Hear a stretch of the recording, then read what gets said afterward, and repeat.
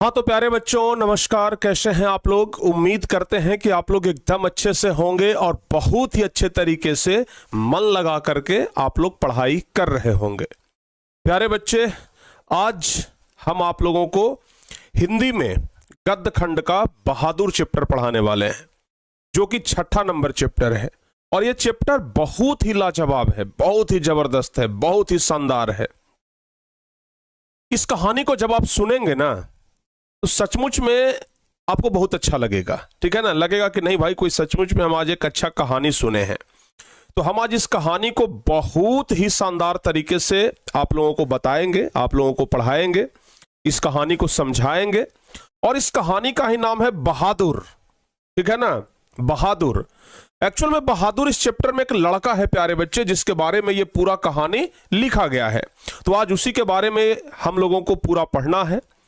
तो चलिए भाई, आप लोग तैयार हो जाइए। सबसे पहले आप लोग क्लास को एक बार शेयर कर दीजिए। ठीक है ना? जो बच्चे क्लास को नहीं शेयर किए हैं तो भाई सबसे पहले आप लोग क्या करिए, क्लास को शेयर कर दीजिए। ठीक है ना? सबसे पहले आप लोग क्लास को शेयर कर दीजिए। और हाँ, एक बात और ध्यान रखिएगा, आप लोग क्लास को लाइक भी जरूर करिएगा। तो अभी सबसे पहले ना आप लोग शेयर करिए और लाइक करिए। ठीक है? सबसे पहले आप लोग क्या कर दीजिए, शेयर कर दीजिए और लाइक कर दीजिए। ठीक है? चलो बाबू, स्टार्ट कर दें। Yes sir. सब बच्चे तैयार हैं? अरे अगर तैयार हैं तो जल्दी से बताइए। यस सर जी, हम तैयार हैं। तो जब तैयार हैं तो फिर देर किस बात की, हम भी तैयार हो जाते हैं और फिर मचाते हैं एकदम। ठीक है ना?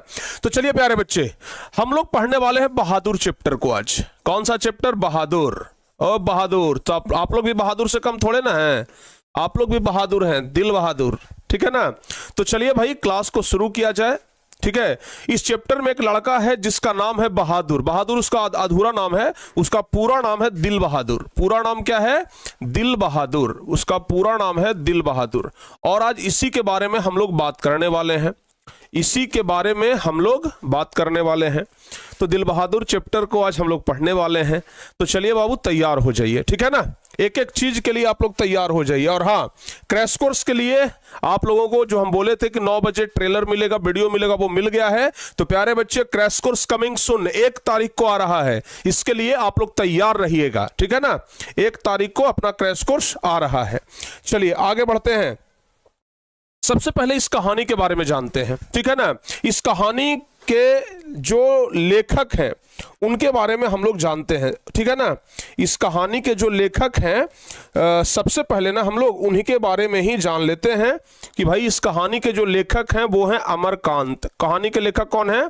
अमरकांत, जो कि आप लोग इस फोटो में देख रहे हैं। यही कौन है? अमरकांत है। ठीक है ना? इस कहानी के लेखक हैं अमरकांत। ठीक है? बहुत बेजोड़ कहानी लिखे हैं भाई, सचमुच में। अच्छा देखिए, आपको हम एक चीज बताते हैं। इस कहानी में जिस लड़का के बारे में हम लोगों को पढ़ना है, बहादुर के बारे में। ठीक है ना?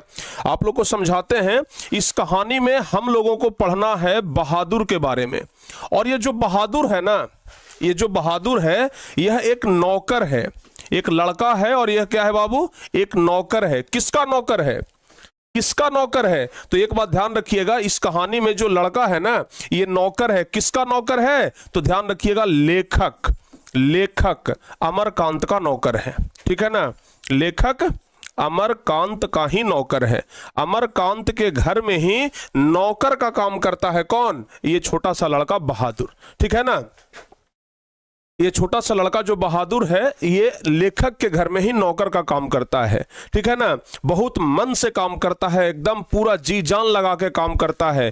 फिर भी लेखक के परिवार के द्वारा, लेखक के पत्नी के द्वारा, लेखक के बेटे के द्वारा इस लड़के को प्रताड़ित किया जाता है। बहादुर को प्रताड़ित किया जाता है, मारा जाता है, पीटा जाता है, प्रताड़ित किया जाता है।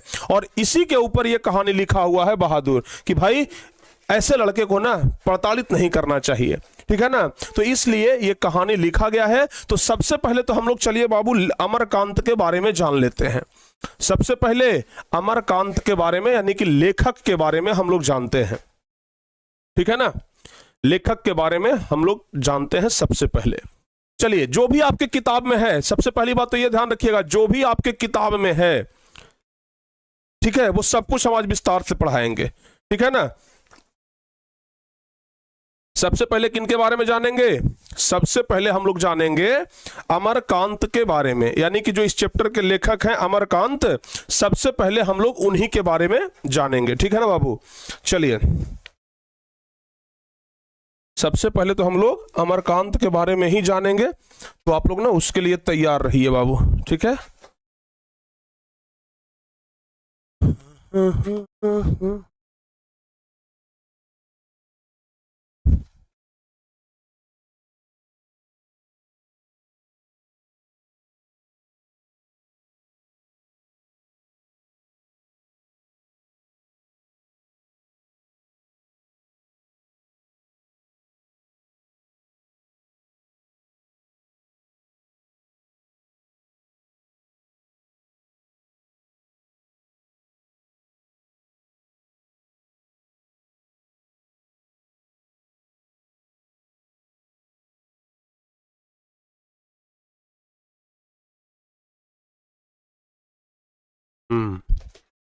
चलो बाबू, तो हम बहादुर चैप्टर तो देखेंगे बाद में, सबसे पहले हम लोग लेखक के बारे में जान लेते हैं। ठीक है ना?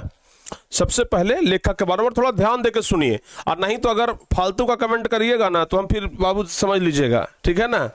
हाँ, तो चलिए सबसे पहले हम लोग लेखक के बारे में जानते हैं। एक एक चीज ना हम एकदम अच्छे तरीके से पढ़ेंगे।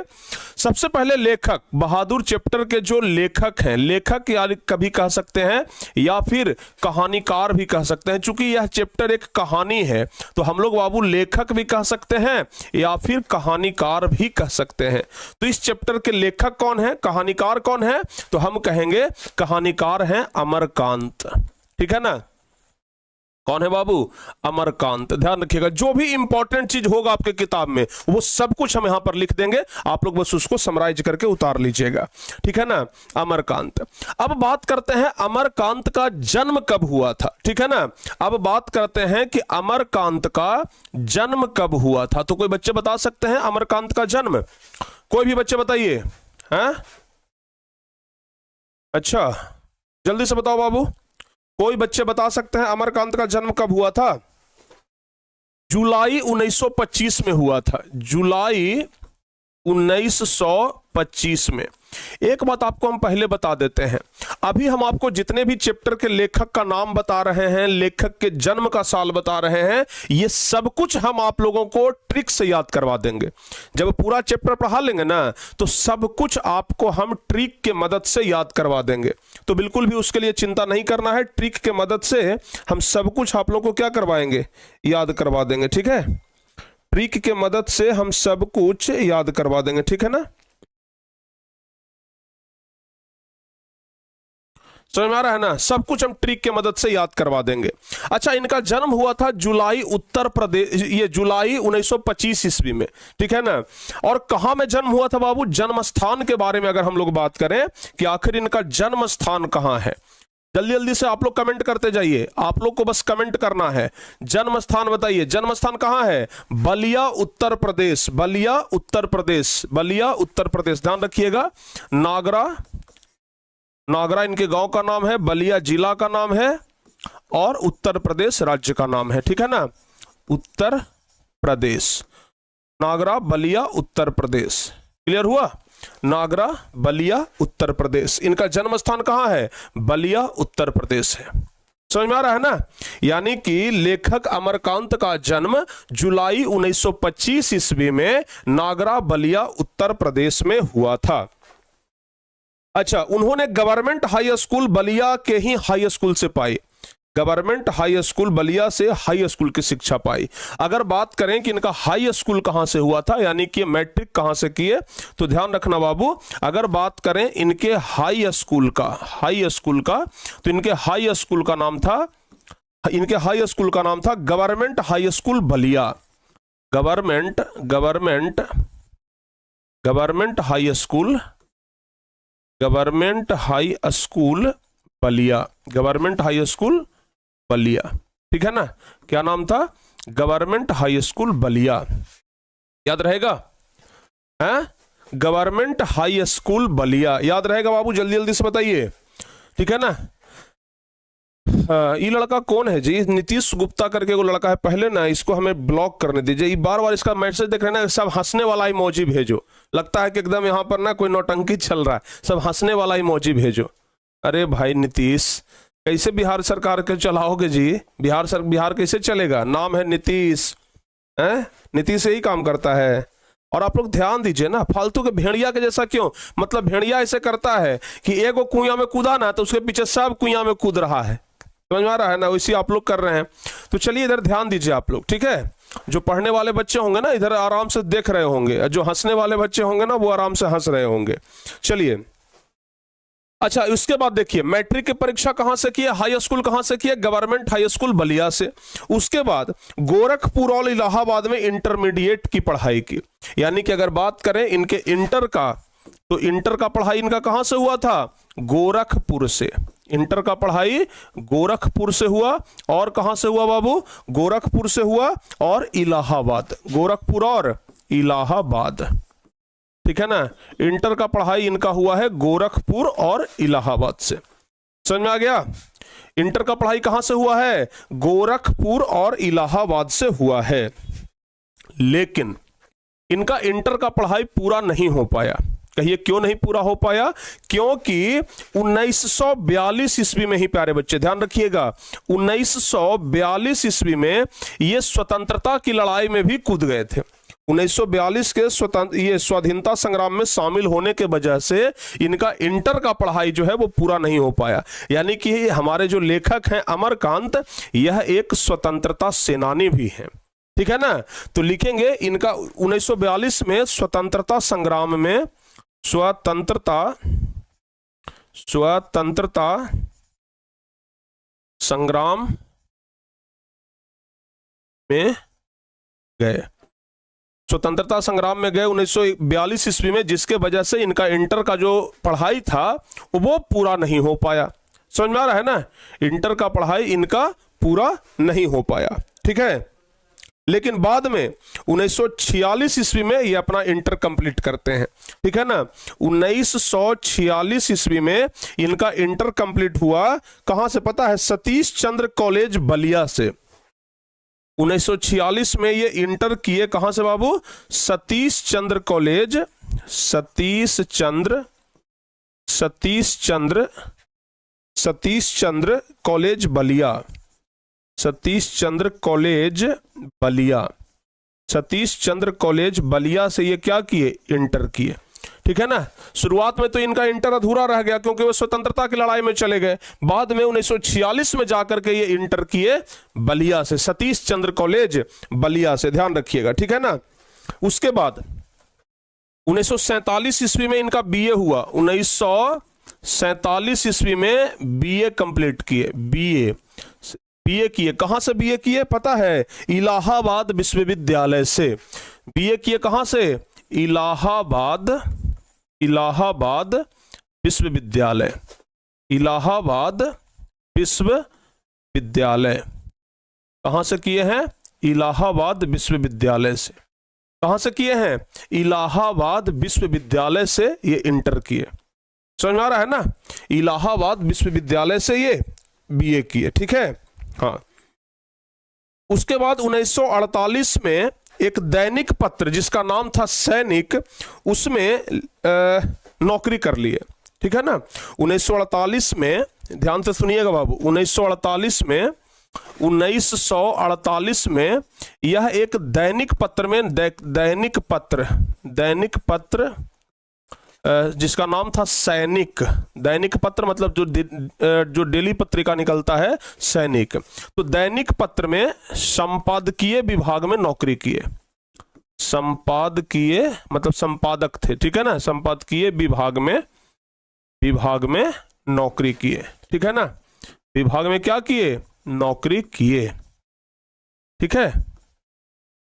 ध्यान रखिएगा, दैनिक पत्र जो कि जिसका नाम था सैनिक, उसमें संपादकीय विभाग में नौकरी किए, ठीक है ना?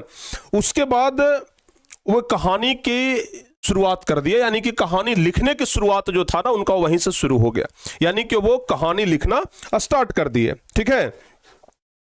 बाद में जाकर के वो अमृत पत्रिका, इलाहाबाद दैनिक भारत, इलाहाबाद मासिक पत्रिका, कहानी इलाहाबाद तथा मनोरमा इलाहाबाद के संपादकीय विभागों से संबद्ध रहे। मतलब उसके बाद फिर बहुत सारे विभागों में वो गए, नौकरी किए। अखिल भारतीय कहानी प्रतियोगिता में उनकी कहानी डिप्टी कलेक्ट्री पुरस्कृत हुई, ठीक है ना। उनको डिप्टी कलेक्ट्री से उनका कहानी को पुरस्कार दिया गया क्योंकि भाई इनका कहानी बहुत अच्छा रहता था, ठीक है ना। इन्हें कथा लेखन के लिए साहित्य अकादमी पुरस्कार भी प्राप्त हो चुका है। ध्यान रखिएगा, कथा लेखन के लिए इनको कौन सा पुरस्कार मिला है बाबू? तो ध्यान रखिएगा, अगर बात करें पुरस्कार की, तो एक बात याद रखिएगा, इनको साहित्य अकादमी पुरस्कार, कौन सा? साहित्य अकादमी पुरस्कार भी मिल चुका है। कौन सा पुरस्कार? साहित्य अकादमी पुरस्कार भी इनको मिल चुका है, ठीक है ना। साहित्य अकादमी पुरस्कार लेखन के क्षेत्र में बड़ी अच्छे लेखकों को मिलता है, जिसमें से एक अमरकांत को भी साहित्य अकादमी पुरस्कार मिल चुका है, ठीक है ना। चलिए, उनका ढेर सारा प्यारे बच्चे कहानी संग्रह है और उपन्यास भी है, ठीक है ना। इनका ढेर सारा कहानी संग्रह है और उपन्यास भी है, जिसके बारे में अभी हम आपको बताते हैं, ठीक है ना। कहानी संग्रह और उपन्यास, इनका ढेर सारा कहानी संग्रह है और उपन्यास भी है। कौन कौन सा कहानी संग्रह है और उपन्यास है? सुनिएगा, जिंदगी और जोंक, ठीक है ना। जिंदगी और जोंक, ये अमरकांत के द्वारा लिखा गया है, ठीक है ना। जिंदगी और जोंक, पूछा जाता है कि जिंदगी और जोंक किनके द्वारा लिखा गया कहानी है?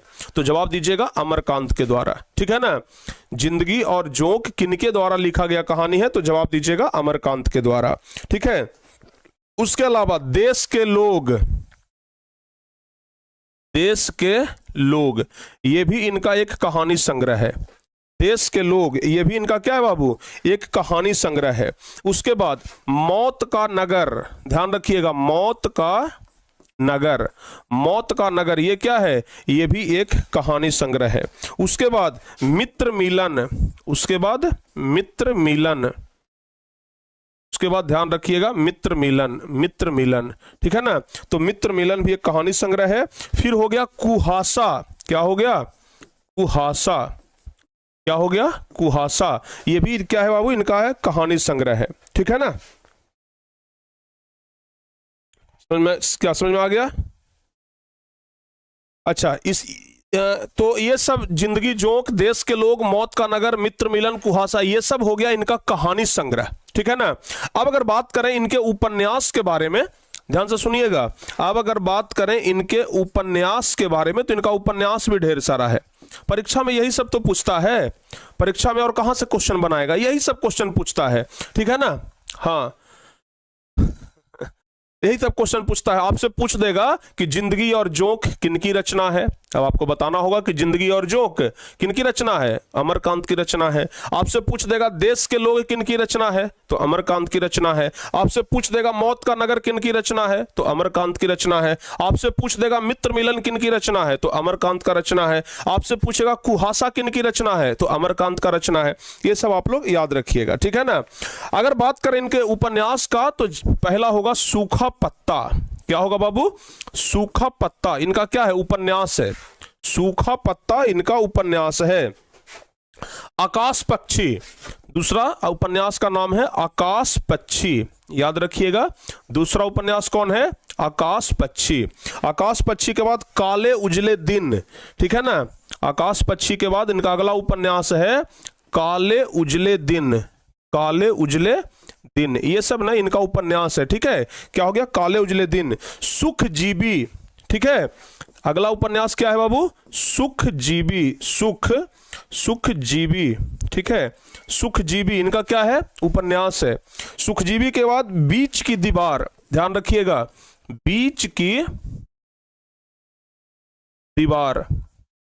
बीच की दीवार क्या है? इनका उपन्यास है। बीच की दीवार इनका उपन्यास है। ग्राम सेविका, ठीक है ना।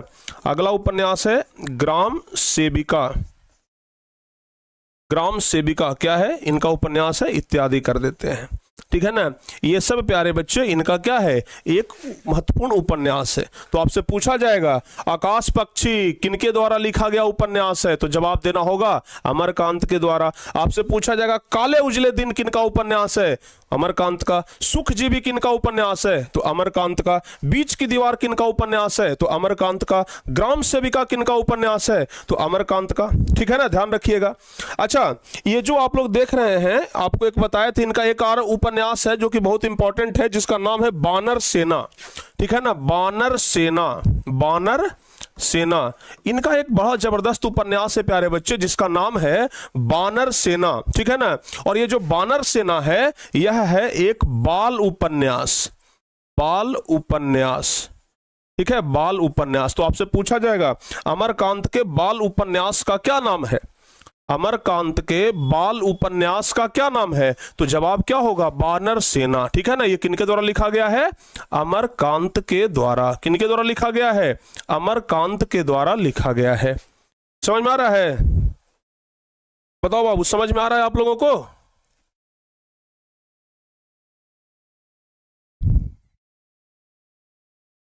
फटाफट से बताइए।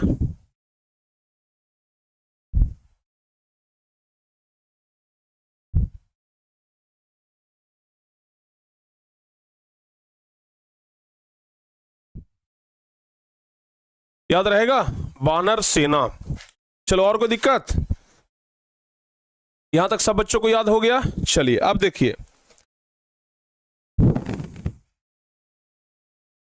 अब हम लोग प्यारे बच्चे थोड़ा सा इस कहानी के बारे में जान लेते हैं। हम लोग इस कहानी में एक बालक के बारे में पढ़ेंगे जिसका नाम है बहादुर।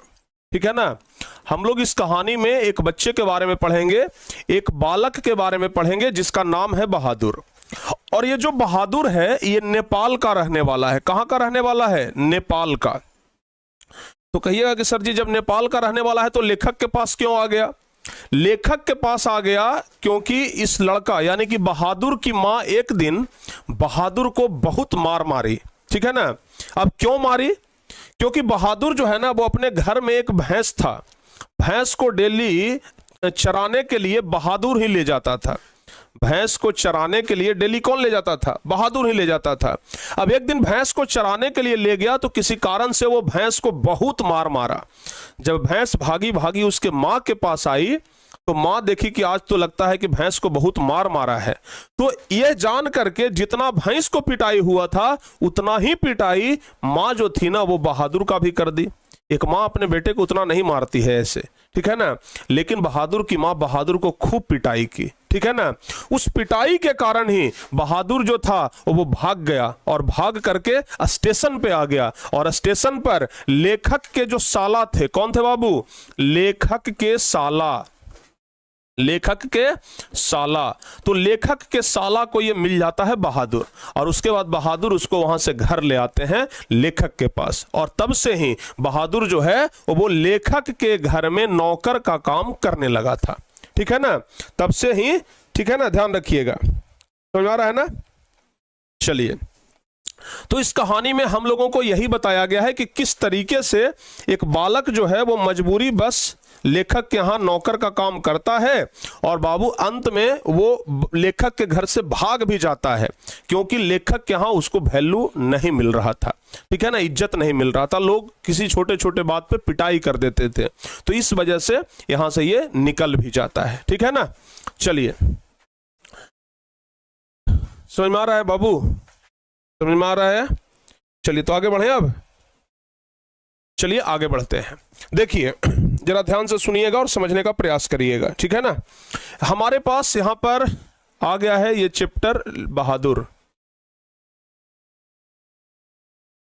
देखो बाबू, हम लोग ना यहां पर बहादुर चैप्टर को पढ़ेंगे। चलिए, हम लोगों को कौन सा चैप्टर पढ़ना है, बहादुर चैप्टर। ठीक है ना, हाँ, बहादुर चैप्टर को पढ़ना है। अब देखो बाबू, बात ऐसा है कि बहादुर उसी लड़का का नाम है, और उसी लड़का के नाम के आधार पर ही ना इस चैप्टर का नाम पड़ गया है बहादुर। तो सुनिए, कह रहा है कि सहसा मैं काफी गंभीर हो गया था, जैसा कि उस व्यक्ति को हो जाना चाहिए जिस पर एक भारी दायित्व आ गया हो। ठीक है ना। वह सामने खड़ा था और आंखों को बुरी तरीके से मलका रहा था। 12-13 वर्ष की उम्र का लड़का, यानी कि बहादुर का उम्र कितने वर्ष का था? 12-13 वर्ष का मात्र उसका उम्र था, ठीक है ना। बहादुर का जो उम्र था मात्र 12-13 वर्ष का था, ठीक है ना। ठीक ना, चैकट शरीर, चकैठ शरीर, बहादुर का जो शरीर था वो चकैठ था। रंग कैसा था? गोरा रंग था। और मुंह जो था वो चपटा था। वह सफेद नेकर, आधी बाह के ही सफेद कमीज और भूरे रंग का पुराना जूता पहने हुए था। उसके गले में स्काउटों की तरह एक रुमाल बंधा हुआ था। मतलब बहादुर अपने गले में ना एक रुमाल बांधे हुए था। उसको घेर करके परिवार के अन्य लोग खड़े थे। यानी कि वो लड़का लेखक के घर पर था। लेखक जब देखते हैं पहली बार उस लड़का को तो उसी का वर्णन किए हैं कि 12-13 वर्ष की उम्र का एक लड़का था हमारे घर में, यानी लेखक के घर में था। चिकना चैकट, ये चकैठ शरीर था, गोरा रंग था, चपटा मुंह था, सफेद नेकर, आधी बाह की कमीज यानी कि शर्ट पहने हुए था, भूरे रंग का एक जूता पहने हुए था, गला में एक रुमाल बांधे हुए था। और उस लड़के को घेर करके परिवार के सभी जो लोग थे ना वे खड़े थे। निर्मला चमकती दृष्टि से कभी लड़के को देखती और कभी मुझको और अपने भाई को, ठीक है ना। जो निर्मला है वो कौन है? निर्मला, लेखक की पत्नी का नाम है निर्मला, ठीक है ना। लेखक की पत्नी, लेखक की पत्नी, तो लेखक की पत्नी का नाम क्या है बाबू? लेखक की पत्नी का नाम है निर्मला। लेखक की पत्नी का नाम निर्मला है। और निर्मला को चाहिए था नौकर, ठीक है ना। और निर्मला को नौकर मिल गया था। इस वजह से निर्मला जो थी ना वो एकदम खुश थी और खुश होकर के कभी लड़के को देख रही थी, कभी लेखक को और कभी अपने भाई को, क्योंकि निर्मला का ही भाई, जो निर्मला का भाई हुआ और वो लेखक का क्या लग गया बताइए? निर्मला का भाई लेखक का रिश्ते में क्या लगा? साला लगा ना। तो कभी वो अपने भाई को देख रही थी, ठीक है ना। और वही लेखक, जो लेखक का साला है ना, वही इस लड़के को लेकर के आया था।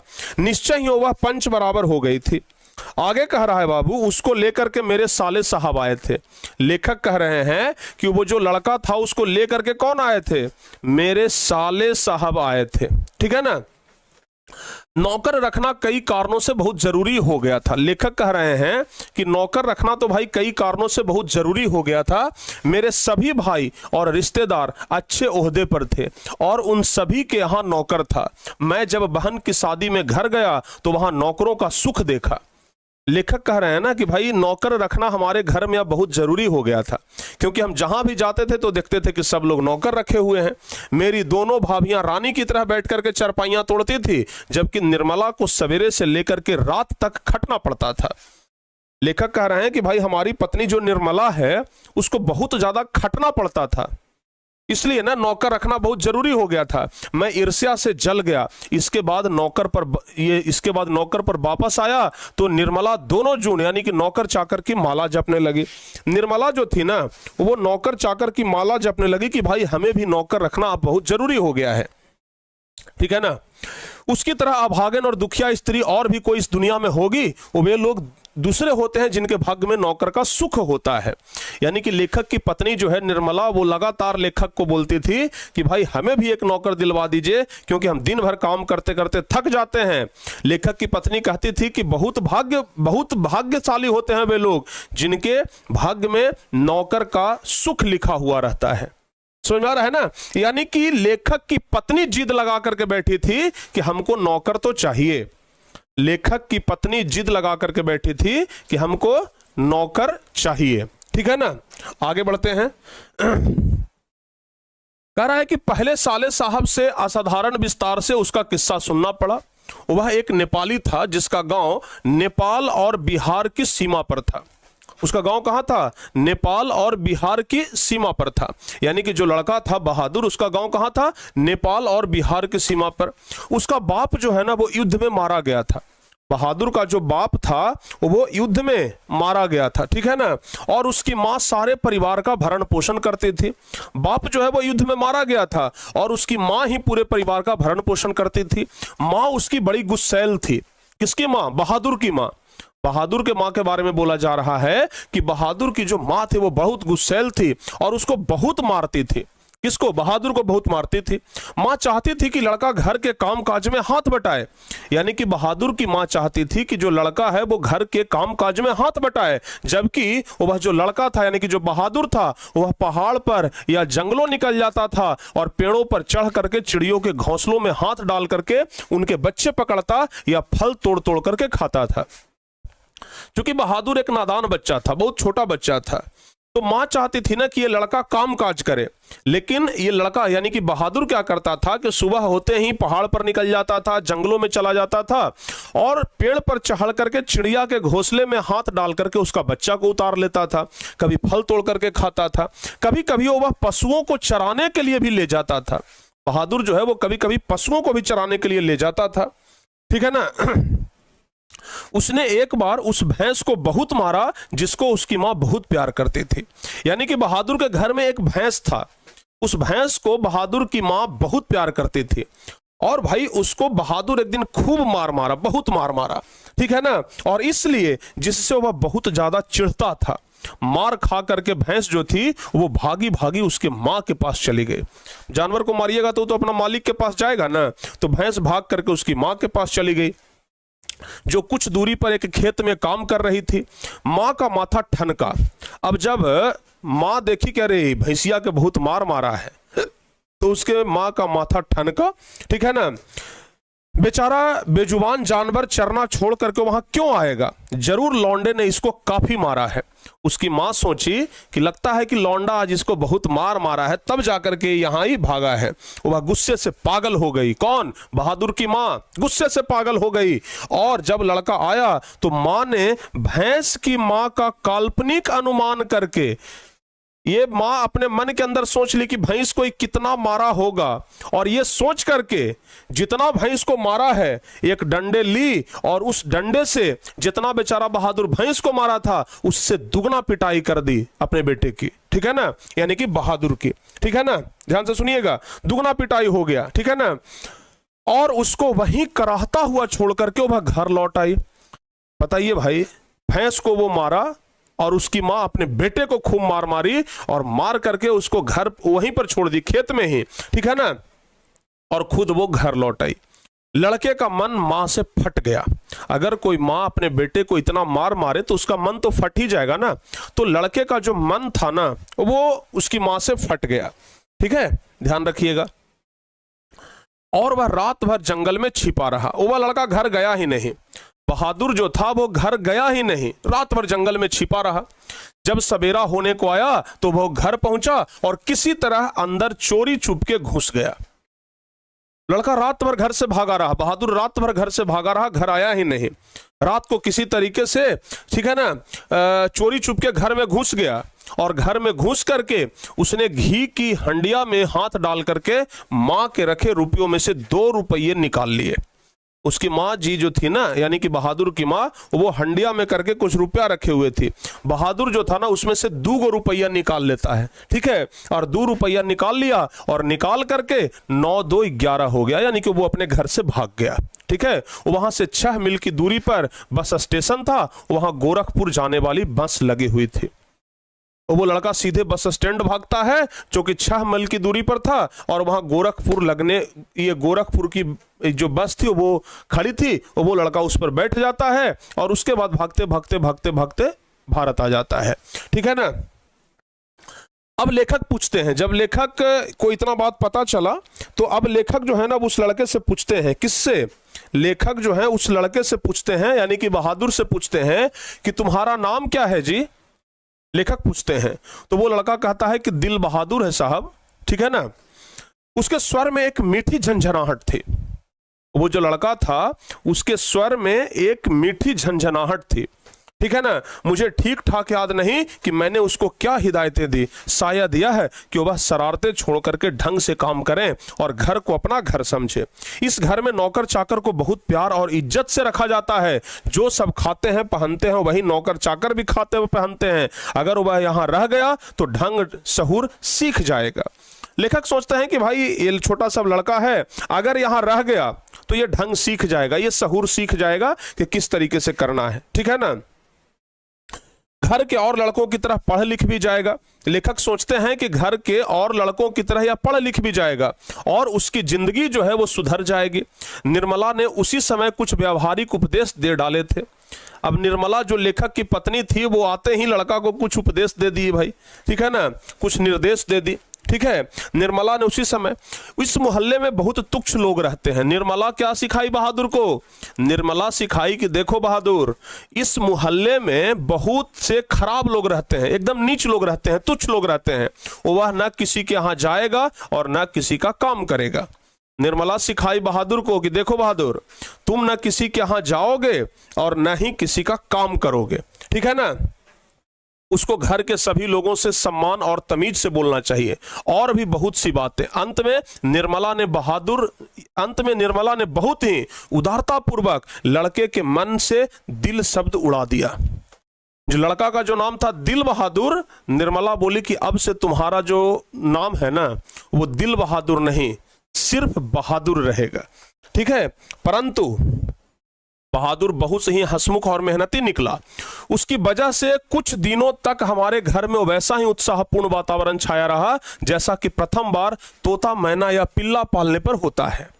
यानी कि कुछ दिन तक तो एकदम घर में खुशी का लहर दौड़ता रहा कि चलो भाई बहादुर जैसा लड़का घर में आया है, नौकर बना है तो घर का पूरा कामकाज करेगा, ठीक है ना। सवेरे सवेरे ही मोहल्ले के छोटे लड़के घर के अंदर आकर के खड़े हो जाते और उसको देख करके हंसते या तरह तरह के प्रश्न करते।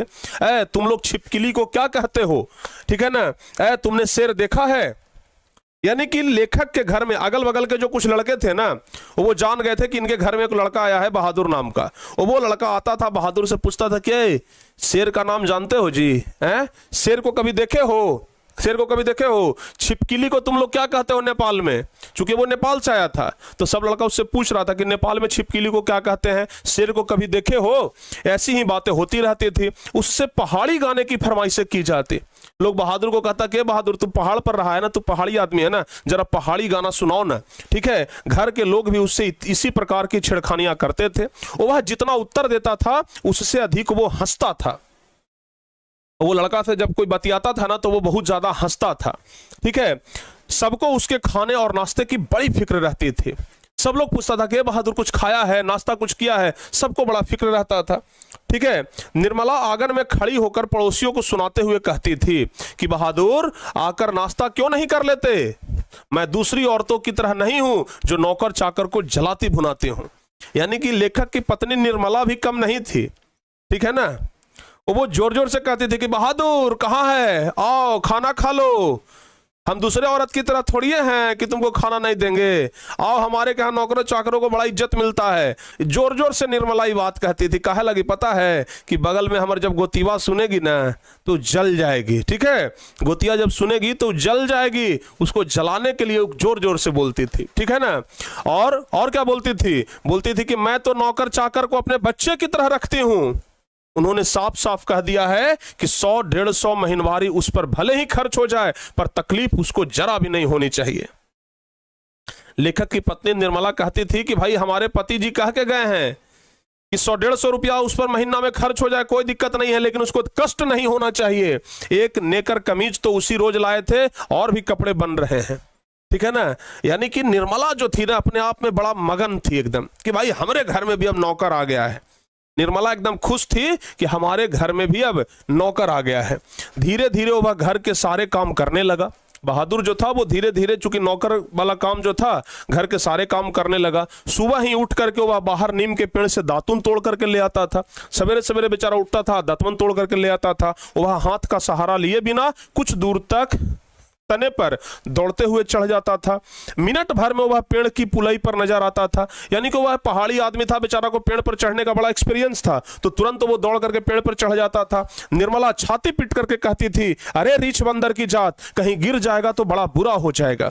यानी कि जो बहादुर था ना वो पेड़ पर बहुत झटके में चढ़ जाता था और निर्मला जब देखती थी तो कहते, अरे बंदर की जात, तुम ऊपर से गिर जाओगे तो बड़ा बुरा हो जाएगा, ऊपर तुम अभी नीचे आ जाओ। वह घर की सफाई करता, कमरे में पोछा लगाता था, ठीक है ना, अंगीठी जलाता था, चाय बनाता था और सबको पिलाता था। दोपहर में कपड़े धोता और बर्तन मलता था। मैंने यानी कि बेचारा बहादुर जो था ना वो बहुत काम करने लगा था, पूरा काम करने लगा। वह रसोई बनाने की भी जिद करता, यहाँ तक कि बहादुर कहता था कि माँ जी लाइए ना, हम खाना भी बना देते हैं। पर निर्मला स्वयं सब्जी और रोटी बनाते थे। निर्मला को उसकी बहुत फिक्र रहती थी। उसकी उन दिनों तबीयत ठीक नहीं रहती थी, इसलिए वह कुछ दवा ले रही थी। बहादुर उसको कोई काम करते देखकर कहता था कि माताजी मेहनत ना करो, तकलीफ बढ़ जाएगा। वह कोई भी काम करता होता, समय होने पर हाथ धोकर के भालू की तरह दौड़ता हुआ कमरे में जाता और दवाई का डिब्बा निर्मला के सामने ला करके रख देता था। यानी कि बहादुर जो था ना वो सब घर का पूरा कामकाज भी करता था और निर्मला का भी देखभाल करता था। निर्मला का तबीयत खराब होता था, थोड़ा सा देखता था कि निर्मला कोई काम कर रही है, तुरंत कहता था कि माँ जी आप कोई काम मत करिए, आपका तबीयत जो है और बिगड़ जाएगा। समझ में आ रहा है ना?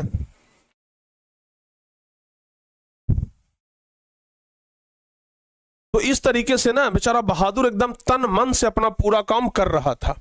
ठीक है। अब लेखक कहते हैं कि जब मैं शाम को दफ्तर से आता यानी कि ऑफिस से आता तो घर के सभी लोग मेरे पास आकर के दिन भर के अपने अनुभव सुनाते थे। यानी कि लेखक कहते हैं कि जब हम शाम को आते थे ऑफिस से तो लोग आकर के दिन भर का कहानी सुनाते थे कि आज ऐसे हुआ, आज ऐसे हुआ। वह भी मेरे पास आता था। वह एक बार मेरी ओर देख करके सिर झुका लेता और धीरे धीरे मुस्कुराने लगता।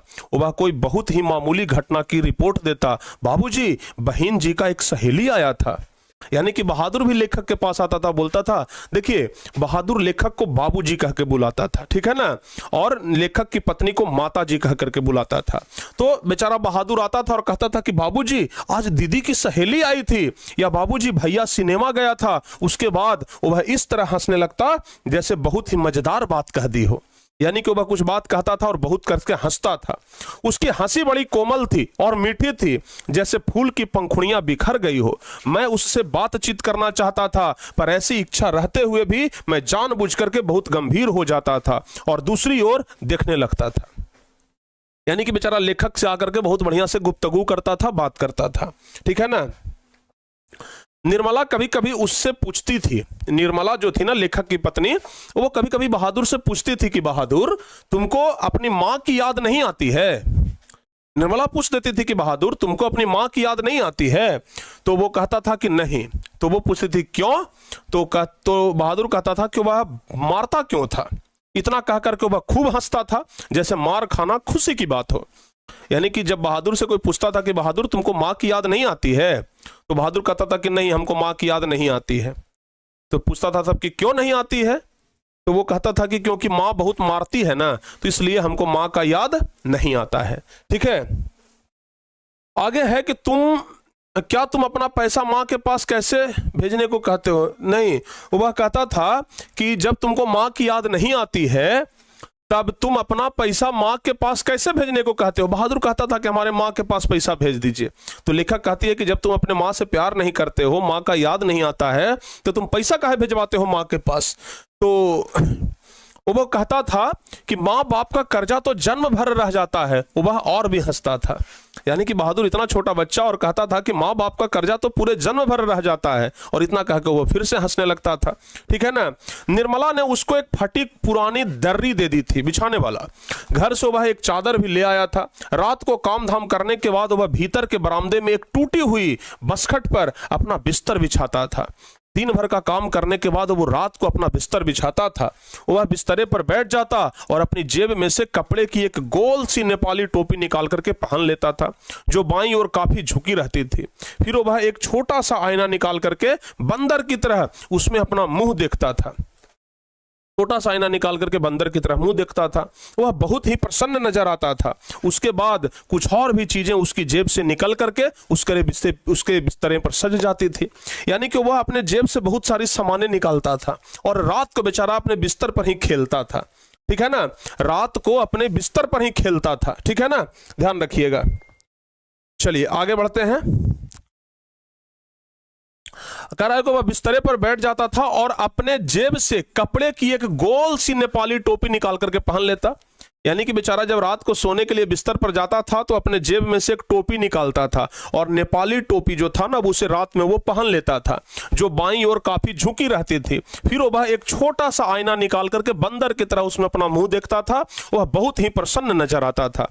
यानी कि टोपी पहन लेता था, फिर आईना में अपना मुंह देखता था और खूब खुश होता था, बहुत प्रसन्न नजर आता था।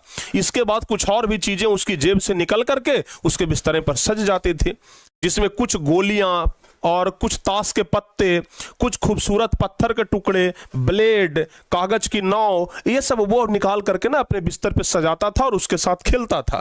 वह कुछ देर तक उनसे खेलता था, उसके बाद वह धीमे धीमे स्वर में गुनगुनाने लगता था। उन पहाड़ी गानों का अर्थ हम समझ नहीं पाते थे, पर उसकी मीठी उदासी सारे घर में फैल जाती, जैसे कोई पहाड़ की निर्जनता में अपने किसी बिछड़े हुए साथी को बुला रहा हो। यानी कि रात को बहादुर अपने बिस्तर पर ही खेलता था और खेलने के बाद वो मन ही मन में कुछ पहाड़ी गाना गुनगुनाता था और फिर वो धीरे धीरे धीरे धीरे करके वैसे ही सो जाता था। ठीक है ना। आगे लेखक कहते हैं कि दिन मजे में बीतने लगे। बरसात आ गई थी, पानी रुकता था और बरसता था। लेखक कह रहे हैं कि इसी तरीके से करते करते करते करते दिन आगे बीत रहा था। बरसात आ गई, बारिश बरस रहा था, मजा आ रहा था। लेखक कह रहे हैं कि मैं तो बहुत ऊंचा, अपने आप को बहुत ऊंचा महसूस करने लगा था। ठीक है ना। अपने परिवार और संबंधियों के बड़कपन तथा शान बान पर मुझे सदा गर्व रहा है। अब मैं मोहल्ले के सभी लोगों को पहले से भी तुच्छ समझने लगा। मैं किसी सीधे मुंह बात नहीं करता, किसी की ओर ठीक से देखता भी नहीं था, दूसरे के बच्चे से मामूली सी शरारत पर डांट डपट देता था। ठीक है ना। लेखक कह रहे हैं कि हम तो भाई अब अपने आप को गर्व महसूस करने लगे थे कि अब हम भी नौकर वाले आदमी हो गए हैं। दूसरे के बच्चे को छोटे छोटे बात पर डांट डपट देते थे। कई बार पड़ोसियों को सुना चुका था, जिसके पास कलेजा है वही आजकल नौकर रख सकता है। मतलब एक तरीके से ना घमंड जैसा हो गया था कि भाई हमारे पास अब नौकर है, घर के सामान की तरह रहता है। निर्मला सारे मोहल्ले में शुभ सूचना दे आई थी कि आधी तनख्वाह तो नौकर पर ही खर्च हो रही है। निर्मला थोड़ा और बढ़ा चढ़ा करके बात बोलती थी। निर्मला अपने मोहल्लों में जाकर के बोल देती कि अरे कमाते हैं जो आधा तो तनख्वाह नौकरे पर खर्च हो जाता है। सबको औकात है नौकर रखने का, बड़ा औकात वाला को चाहिए। ठीक है ना। कमाते हैं जो आधा नौकरी में जाता है, सबको औकात है, रख के जरा दिखाइए नौकर। ठीक है ना। मतलब जो निर्मला थी ना वो तो एकदम हमेशा दूर डेग आगे रहती थी। ठीक है ना। रुपया पैसा कमाया किस लिए जाता है, वो तो कई बार कह ही चुके थे कि तुम्हारे लिए दुनिया के किसी कोने से नौकर जरूर लाऊंगा, और देखियो वही हुआ। ये कह रही है निर्मला कि वो तो हमको कहे थे कि तुम्हारे लिए हम दुनिया के किसी कोना से नौकर लाएंगे, लेकिन लाएंगे जरूर, और देखियो वही हो रहा है।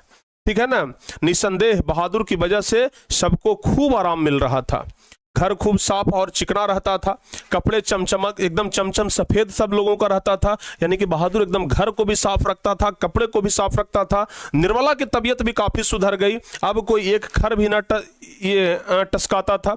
किसी को मामूली से मामूली काम करना होता तो वह बहादुर को आवाज दे देता था। यानी कि वैसा हो गया था ना कि एक छोटा सा भी काम करना हो तो तुरंत लोग कहता था बहादुर कहाँ है जी, ये काम कर दो, एक गिलास पानी ले आओ बहादुर, खाना ले आओ बहादुर, देखो बहादुर ये यहाँ पर क्या गिरा हुआ है इसको जरा हटा दो बहादुर, वहां से कपड़ा हटा दो बहादुर, ये वहां से हटा दो। मतलब छोटे छोटे काम भी अब लोग बहादुर को बोलने लग गए थे। बहादुर पेंसिल नीचे गिरी है उठा देना, इसी तरह की फरमाइश है। अगर पेंसिल भी नीचे गिरा हुआ है ना तो बहादुर देखो पेंसिल गिरा हुआ है इसको उठा दो। भाई छोटे छोटे बात पर भी लोग बहादुर को याद करने लगे थे। बहादुर घर में फिरकी की तरह नाचता रहता था, बेचारा घिरनी की तरह नाचता था। सभी रात में पहले ही सो जाते थे और सवेरे 8 बजे के पहले न उठते थे। अब लेखक कहते हैं कि मेरा बड़ा लड़का का नाम था किशोर और शान शौकत और रोब दाब में रहने का वो कायल था। ठीक है ना। और उसने बहादुर को अपने कड़े अनुशासन में रखने की आवश्यकता महसूस कर ली थी। यानी कि जो लेखक का बेटा था किशोर, वो सोच रहा था ना कि अनुशासन, ये बहादुर को थोड़ा अनुशासन में रखेंगे, इतना फ्रीडम नहीं देंगे। फलतः उसने अपनी सभी काम बहादुर को सौंप दिए। लेखक का जो बेटा था किशोर, वो सब काम सौंप दिया बहादुर को। सवेरे उसके जूते में पॉलिश लगनी चाहिए, यानी कि जूता में पॉलिश लगना चाहिए भाई। अगर कॉलेज जा रहे हैं तो ठीक पहले साइकिल की सफाई कर देना बहादुर, यानी कि जूता भी पॉलिश करना, साइकिल भी साफ करना, रोज ही उसके कपड़ों की धुलाई करना, इस्त्री होनी चाहिए, मतलब कपड़ा एकदम आयरन होना चाहिए। और रात में सोते समय वह नित्य बहादुर से अपने शरीर की मालिश भी करवाता था। समझ रहे हैं ना। यानी कि लेखक का बेटा तो और था जी, एकदम फरमाइशें कर रहा था। जूता साफ कर देना, जूता पॉलिश कर देना, साइकिल साफ कर देना, सब कुछ करके रखना। रात में जब सूतेंगे तो शरीर के आके मालिश भी कर देना और मुक्की भी लगवाता था। पर इतनी सारी फरमाइशें की पूर्ति में कभी कभी कोई गड़बड़ी भी हो जाती, पर ऐसा होता किशोर गर्जन तर्जन करने लग जाता था। बेचारा बहादुर छोटा सा बच्चा था, इतना सारा काम करते करते अगर कोई गड़बड़ी हो जाता था तो वो गरजने लगता था, ठीक है ना, उसको बुरी बुरी गालियां देने लग जाता था और सब पर हाथ छोड़ देता था। मार खा करके बहादुर एक कोने में खड़ा हो जाता था चुपचाप। यानी कि जो लेखक का बेटा था वो पूरा काम करवाता था बहादुर से ही, और अगर कभी कभी बहादुर से छोटा मोटा गलती हो जाता था तो गाली भी दे देता था, इसके अलावा उसको मार भी देता था, ठीक है ना। ये सब ध्यान रखिएगा, समझ गए।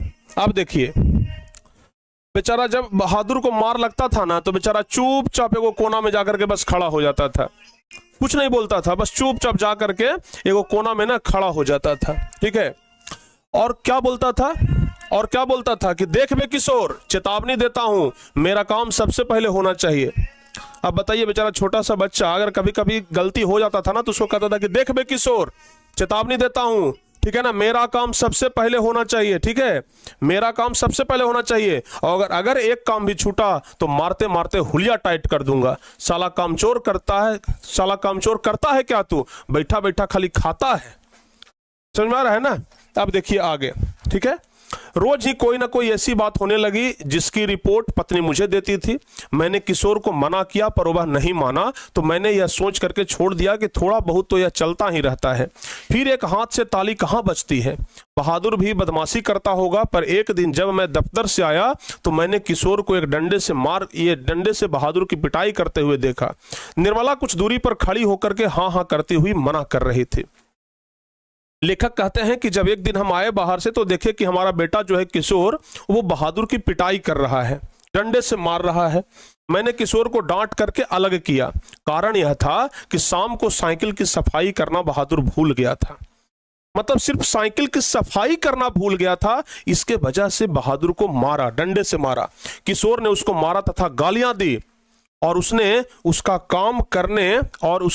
काम करने से ही इनकार कर दिया, ठीक है ना।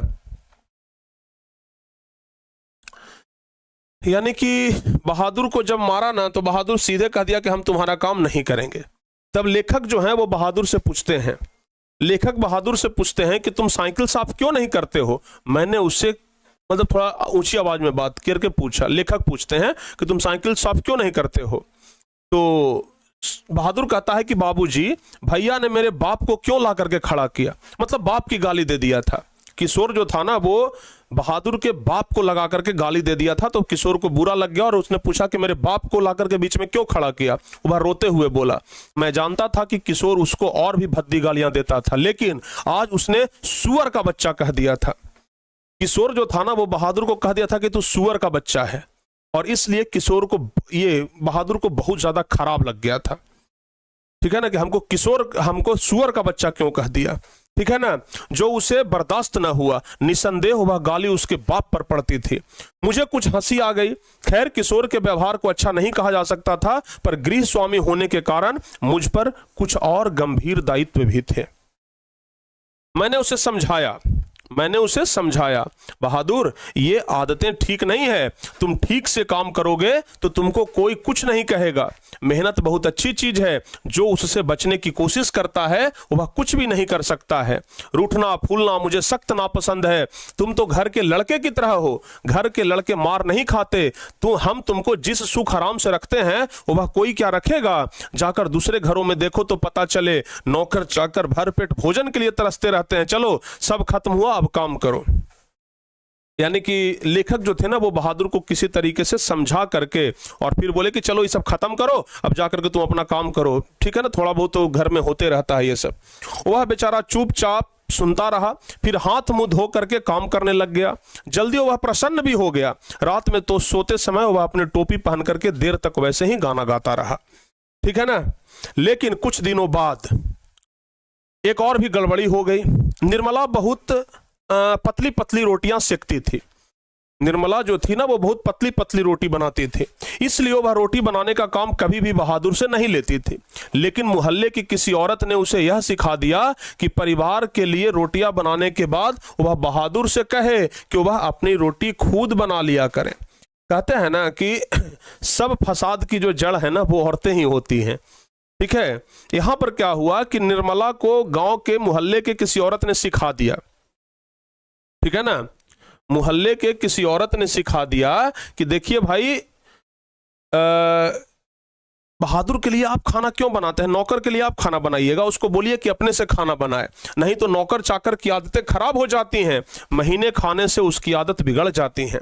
यह बात निर्मला को जच गई थी और रात में उसने ऐसा ही प्रयोग किया। वह अपनी रोटियां बना करके चौके से उठ गई और बहादुर का मुंह उतर गया। वह चूल्हे के पास सिर झुका करके चुपचाप खड़ा रहा। ठीक है ना। अब क्या हुआ, बेचारा को अब निर्मला बोल दी कि तुम अपना रोटी खुद बनाओ, हम तुम्हारा रोटी बना करके नहीं देंगे।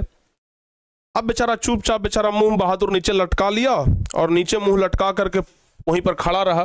तो निर्मला पूछती है कि क्या हो गया रे, तो वो बेचारा कुछ नहीं बोला, कल चुपचाप बना अपनी रोटियां। निर्मला कहती है कि चल चुपचाप अपनी रोटी बना, तू सोचता है कि मैं तुम्हें पतली पतली और नरम नरम रोटियां सेक करके खिलाऊंगी, तू कोई घर का लड़का है, नौकर चाकर तो अपना बना करके खाते ही रहते हैं, ठीक है ना।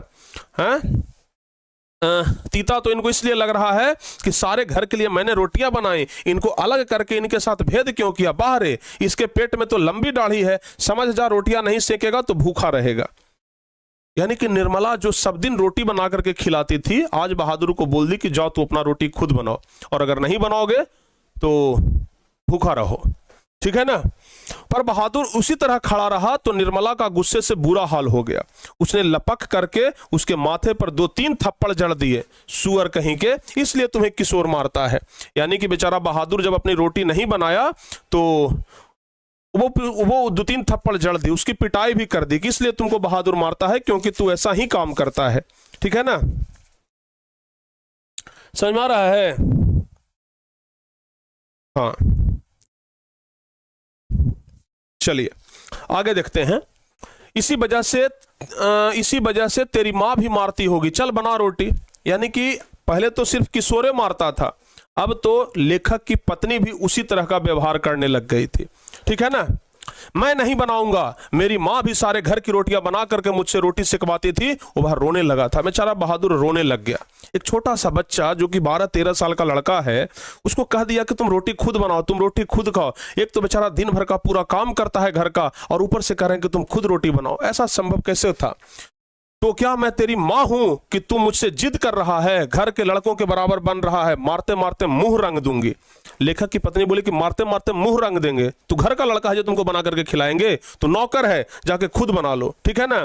पर उसने अपने लिए रोटी नहीं बनाई। मुझे भी बड़ा गुस्सा आया, मैं उसको डांटा और समझाया, पर वह नहीं माना। रात भर वह भूखा ही रह गया। बेचारा बहादुर भूखा रह गया लेकिन रोटी नहीं बनाया, ठीक है ना। पर सवेरे उठ करके वह पहले की तरह ही हंसने लगा। उसने अंगीठी जला करके अपने लिए रोटियां सेकी। अपनी बनाई मोटी और भद्दी रोटियों को देख करके वह खिलखिलाने लगा। फिर रात की बची हुई सब्जी से उसने खाना खा लिया। बेचारा कितना देर भूखे रहता। सवेरे उठ करके वो बेचारा आग जलाया और किसी तरह से टेढ़ा टूढ़ी रोटी बनाया, और रात का जो बचा हुआ सब्जी था उसी सब्जी के साथ वो उस रोटी को खा लिया, और उसको खा करके भी वो बेचारा बड़ा प्रसन्न था, वो हंस रहा था, ठीक है ना। लेकिन निर्मला का भी हाथ खुल गया था, वह उससे कुछ चिढ़ भी गई थी। अब बहादुर से कोई भी गलती होती थी तो वह उस पर हाथ चला देती थी। उसको मारने वाले अब घर में 2 व्यक्ति हो गए थे। बहादुर को मारने वाले ना अब घर में 2 व्यक्ति हो गए थे, और कभी कभी एक गलती के लिए भी उसको दोनों मारते थे, ठीक है। आगे आ रहा है कि बरसात बीत गई थी, आकाश दर्पण की तरह स्वच्छ दिखाई देता था। मैंने बहादुर की मां के पास चिट्ठी लिखी थी कि उसका लड़का मेरे पास मजे में है और मैं उसकी तनख्वाह के पैसे उसके पास भेज दिया करूंगा। लेकिन कई महीने के बाद भी उधर से कोई जवाब नहीं आया। मैंने बहादुर से कह दिया था कि उसका पैसा यहां जमा रहेगा, जब वह घर जाएगा तो लेता जाएगा। लेखक कह रहे हैं कि भाई जिस दिन से बहादुर आया था पैसा उस हमसे नहीं लिया था, हम बहादुर से बोल दिए थे कि तुम्हारा पैसा हमारे पास ही जमा रहेगा और जब तुम घर जाना तो अपना पूरा पैसा लेकर के जाना, ठीक है ना। पर अब बहादुर से भूल गलतियां अधिक होने लग गई थी। शायद इसका कारण मारपीट और गाली गलौज हो। अब जब सब लोग मिलकर के मारपीट करेगा, गाली गलौज करेगा तो गलती तो होवे ना करेगा, ठीक है। मैं कभी कभी इसको रोकना चाहता था, फिर यह सोच करके चुप लगता था कि नौकर चाकर को तो मारपीट खाते ही रहते हैं।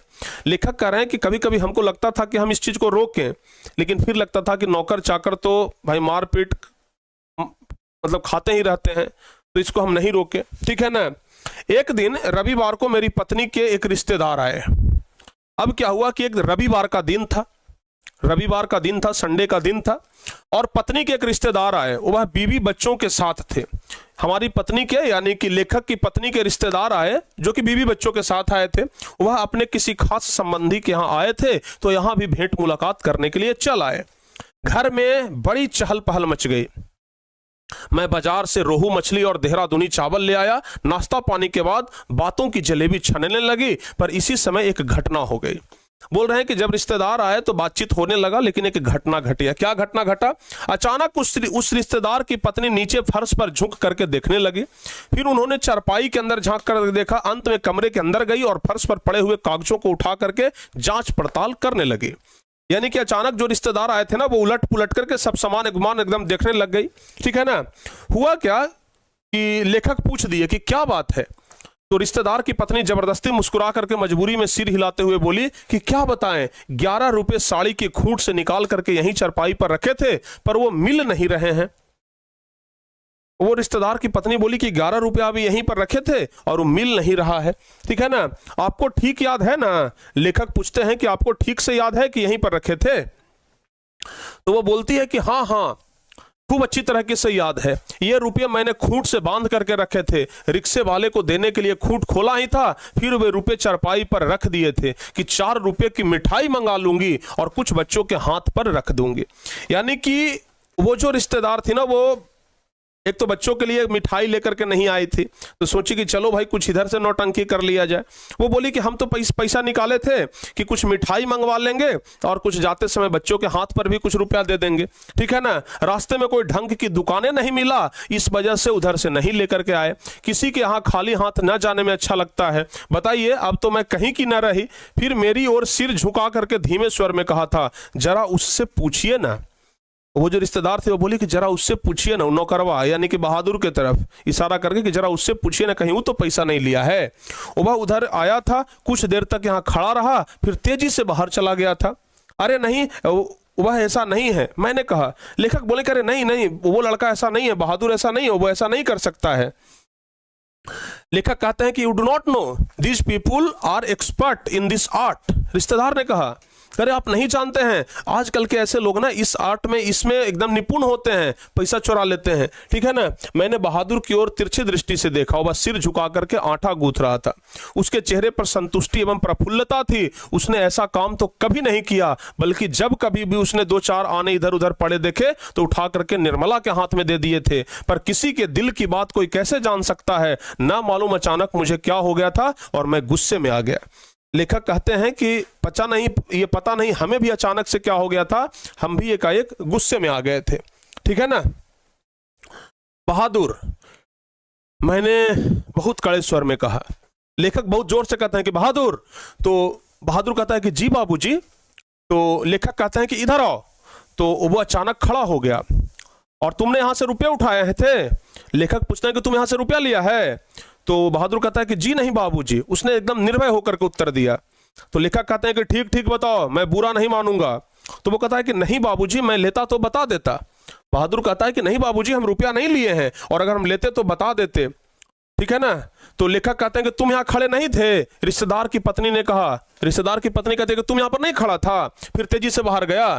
तो फिर ये रिश्तेदार की पत्नी कहती है कि देखो भैया, सच सच बता दो, मिठाई खरीदने और बच्चों को देने के लिए ये रुपये रखे थे। मैं तो बुरी फंस गई, अब वापस जाने के लिए रिक्शे के भी पैसे नहीं हैं। मैं तो बाहर नमक लेने गया था। सच सच बताओ बहादुर, अगर नहीं बताएगा तो बहुत पीटूंगा और पुलिस के सुपुर्द कर दूंगा। मैं चिल्ला पड़ा। लेखक बोले कि अगर नहीं बताया ना तो मैं पीटूंगा भी, और अभी के अभी किसको बुला दूंगा, पुलिस को बुला दूंगा, और पुलिस तुमको जेल में डलवा देंगे। लेखक को भी पता नहीं क्या हो गया था, वो भी बहादुर पर चिढ़ गए थे। मैंने नहीं लिया बाबूजी। बहादुर का मुंह एकदम काला पड़ गया। बहादुर का मुंह एकदम काला पड़ गया और उसने बोला कि नहीं बाबूजी, हमने नहीं लिए हैं, पता नहीं मुझे क्या हो गया था, मैंने सहसा उछल करके उसके गाल पर एक तमाचा जड़ दिया। लेखक कहते हैं कि पता नहीं हमें भी क्या हो गया था, हम तुरंत उसके गाल पर एक तमाचा जड़ दिए। ठीक है ना। मैं आशा कर रहा था कि ऐसा करने से वह बता देगा। तमाचा खाकर वह गिरते गिरते बचा। उसकी आंखों से आंसू गिरने लग गए थे और वो बोला कि मैंने नहीं लिया है बाबूजी। वो जो बहादुर था वो बेचारा गिरते गिरते बचा, और अंत में भी वह यही कह रहा था कि बाबूजी ये पैसा हमने नहीं लिया है। ठीक है ना। बेचारा को एक तमेचा भी लग गया था। लेखक जो थे ना, वो एक तमाचा भी उसको मार दिए थे। ठीक है। इसी समय रिश्तेदार साहब ने एक अजीब हरकत की। ठीक है ना। इसी समय रिश्तेदार साहब बोलते हैं कि अच्छा छोड़िए, इसको पुलिस के पास ले जाता हूं। इतना कह करके उन्होंने बहादुर का हाथ पकड़ लिया और उसको दरवाजे की ओर घसीट कर ले गए। पर दरवाजे के पास उससे धीरे से बोला, देखो तुम मुझे बता दो, कुछ नहीं करूंगा, बल्कि तुमको इनाम में 2 रुपया दे दूंगा। लेखक की जो रिश्तेदार की पत्नी थी वो बोली कि देखो भाई, तुम बता दो हमें, तुमको कुछ नहीं करेंगे और तुमको 2 रुपया दे देंगे। ठीक है ना। पर बहादुर ने इनकार कर दिया। इसके बाद रिश्तेदार साहब 2-3 बार उसको दरवाजे की ओर खींचकर ले गए, जैसे पुलिस को देने ही जा रहे हैं। लेकिन आगे बढ़ करके वह रुक जाते और उससे धीमे धीमे स्वर में पूछताछ करने लगते थे। वह जो रिश्तेदार की जो पत्नी थी ना, वो झूठ बोल रही थी कि पैसा भुलाया है। क्योंकि वो मिठाई लेकर के नहीं आई थी ना, तो अपना इज्जत बचाने के लिए, अपना लाज बचाने के लिए बोल रही थी कि हमारा पैसा चुरा लिया है। ठीक है। अंत में हार करके उन्होंने उसको छोड़ दिया और वापस आकर के चरपाई पर बैठ करके बोली, जाने दीजिए, ये सब बड़े घाघ होते हैं, किसी झाड़ी बाड़ी में छिपाया होगा या जमीन में गाड़ दिया होगा। मैं तो इन सबों को खूब जानता हूं, भालू बंदर से कम थोड़े हैं ये सब। चलिए, इतना नुकसान लिखा हुआ ही था। ठीक है ना। इसके बाद निर्मला ने भी उसको डराया, धमकाया और 2-4 तमाचे और जड़ दिए। एक तो बेचारा लेखक एक तमाचा मार दिए, ऊपर से निर्मला आई तो वो भी कुछ डांटी डपटी और 2-4 तमाचा वो मार दी। ठीक है ना। पर नहीं करता रहा। बहादुर जो था वो सिर्फ नहीं करता रहा कि भाई हम नहीं लिए हैं। इस घटना के बाद तो बहादुर काफी डांट मार खाने लग गया। घर के सभी लोग उसको बुरी तरीके से दुरदुराते रहते थे। किशोर तो जैसे उसकी जान के पीछे पड़ गया था। लेखक का बेटा तो एकदम जाने के पीछे पड़ल था उसका। वह उदास रहता, वह जो बहादुर था उदास रहने लगा और काम में भी लापरवाही करने लगा। एक दिन मैं दफ्तर से विलंब से आया। एक दिन लेखक बोल रहे हैं कि हम थोड़ा लेट से ऑफिस से आए। अब सब लोग मिलकर के मार रहा था तो बेचारा बहादुर भी कितना बर्दाश्त करता, कितना दिन तक वो इस तरीके से करते रहता। ठीक है ना। निर्मला आंगन में चुपचाप सिर पर हाथ धर करके बैठी थी। अन्य लड़कों का पता नहीं था, केवल लड़की अपनी मां के पास खड़ी थी। अंगूठी अभी नहीं जली थी, मतलब आग भी नहीं जला था घर में। आंगन गंदा पड़ा था, बर्तन बिना मले हुए रखे थे, सारा घर जैसे काटने के लिए दौड़ रहा था। लेखक आए तो पूछते हैं कि क्या बात है। मैंने पूछा तो जवाब आता है कि बहादुर भाग गया। अब बहादुर को उतना मारोगे, एक छोटा सा बच्चा है, उसको उतना मारोगे पीटोगे तो वो रुकेगा, वो तो भाग ही जाएगा। बहादुर भाग गया। तो लेखक पूछते हैं कि भाग गया, अरे क्यों भाग गया? तो कहते हैं कि पता नहीं, आज तो कुछ हुआ भी नहीं था, सवेरे से ही बड़ा प्रसन्न था, हमें माताजी कर रहा था, दोपहर में खाना खाया।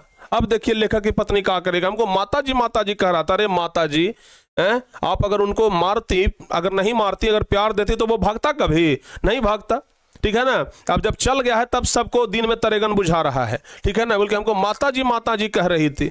दोपहर में खाना खाया, उसके बाद आंगन से सिलबट्टा लेकर बरामदे में रखने जा रहा था कि सील हाथ से छूट करके गिर गई और 2 टुकड़े हो गए। शायद डर से वह भाग गया कि लोग मारेंगे, पर मैं इसके लिए उसको थोड़े कुछ कहती। क्या बात, मेरी किस्मत में आराम ही नहीं है।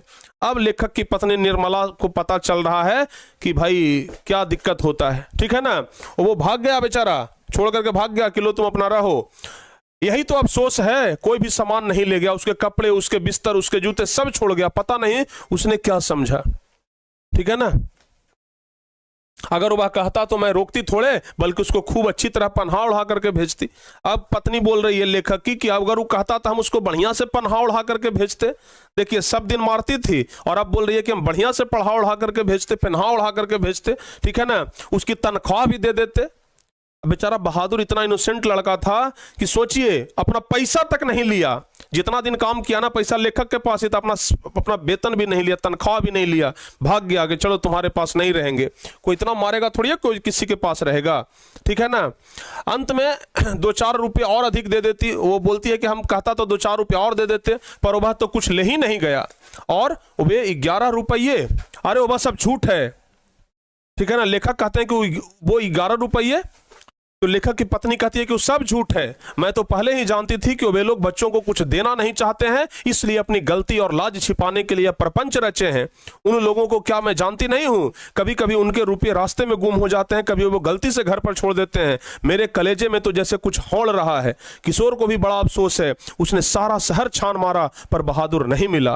किशोर आकर के कहने लगा, अम्मा एक बार भी अगर बहादुर आ जाता तो मैं उसको पकड़ लेता और कभी जाने न देता, उससे माफी भी मांग लेता और कभी नहीं मारता।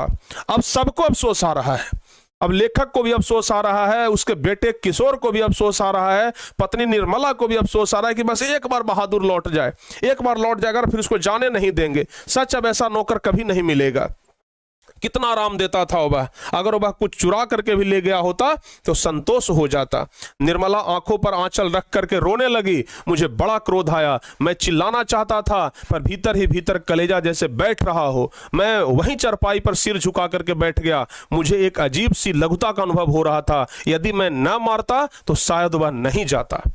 लेखक कह रहे हैं कि हमको अंदर अंदर बहुत अफसोस हो रहा था, यदि हम उसको नहीं मारते तो शायद वह नहीं जाता। मैंने आंगन में नजर दौड़ाई, एक और स्टूल पर उसका बिस्तर रखा, अलगनी पर उसके कुछ कपड़े टंगे थे। स्टूल के नीचे वह भूरा जूता था जो मेरे साले साहब के लड़के का था। मैं उठ करके अलगनी के पास गया और उसके नेकर की जेब में हाथ डाल करके उसके सामान निकालने लगा। वही गोलियां, वही पुराने ताश गड्डी, खूबसूरत पत्थर ब्लेड और वही कागज की नाव। मतलब बेचारा बहादुर जो था सब कुछ छोड़ करके वहां से भाग गया था, सब कुछ छोड़ करके भाग गया था, कुछ भी अपने साथ लेकर के नहीं गया था, ठीक है ना, कुछ भी अपने साथ लेकर के नहीं गया था, सब कुछ वो बेचारा यहीं छोड़ दिया था।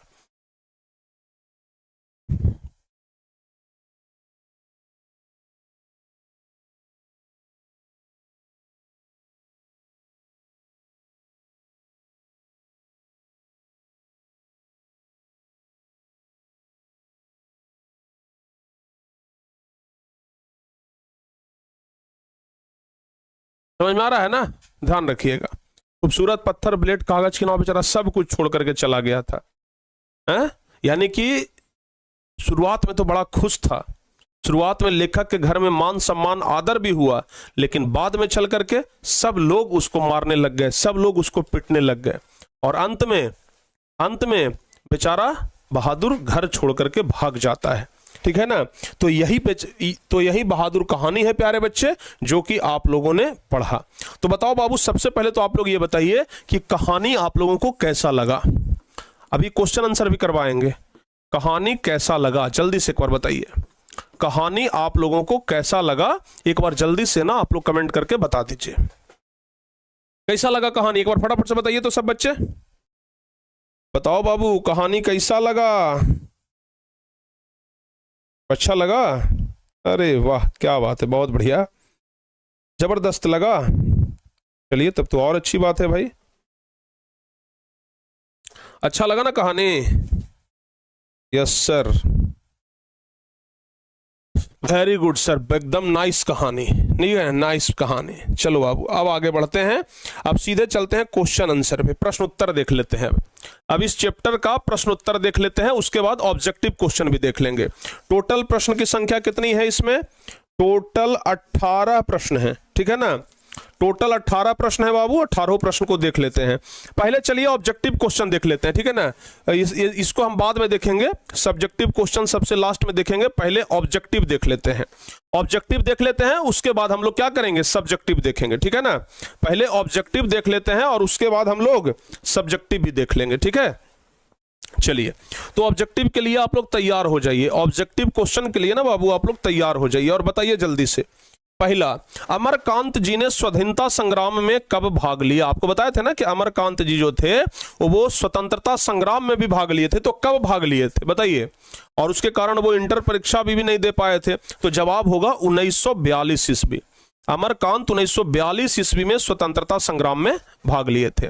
अगला बता दीजिए बाबू, अगला कह रहा है कि मौत का नगर किसकी रचना है? मौत का नगर किसकी रचना है? तो जवाब क्या होगा? मौत का नगर अमरकांत जी का रचना है। दूसरा का ए नंबर ऑप्शन सही जवाब हो जाएगा। चलिए, तीसरा नंबर कह रहा है बीच की दीवार किसकी रचना है? बीच की दीवार किसकी रचना है? तो अमरकांत जी की रचना है। बी नंबर ऑप्शन सही जवाब हो जाएगा। अगला, 9 2 11 होना मुहावरे का अर्थ बताइए। 9 2 11 होना मुहावरे का अर्थ क्या होगा? तो 9 2 11 होना मतलब भाग जाना। चौथा का बी नंबर ऑप्शन सही हो जाएगा। चलिए, पांचवा नंबर, मां के डर से लड़का रात भर कहां छिपा रहा? तो मां के डर से लड़का रात भर जंगलों में छिपा रहा। पांचवा का बी नंबर ऑप्शन सही होगा। अगला, लड़के ने हंडिया से कितने रुपए निकाले थे?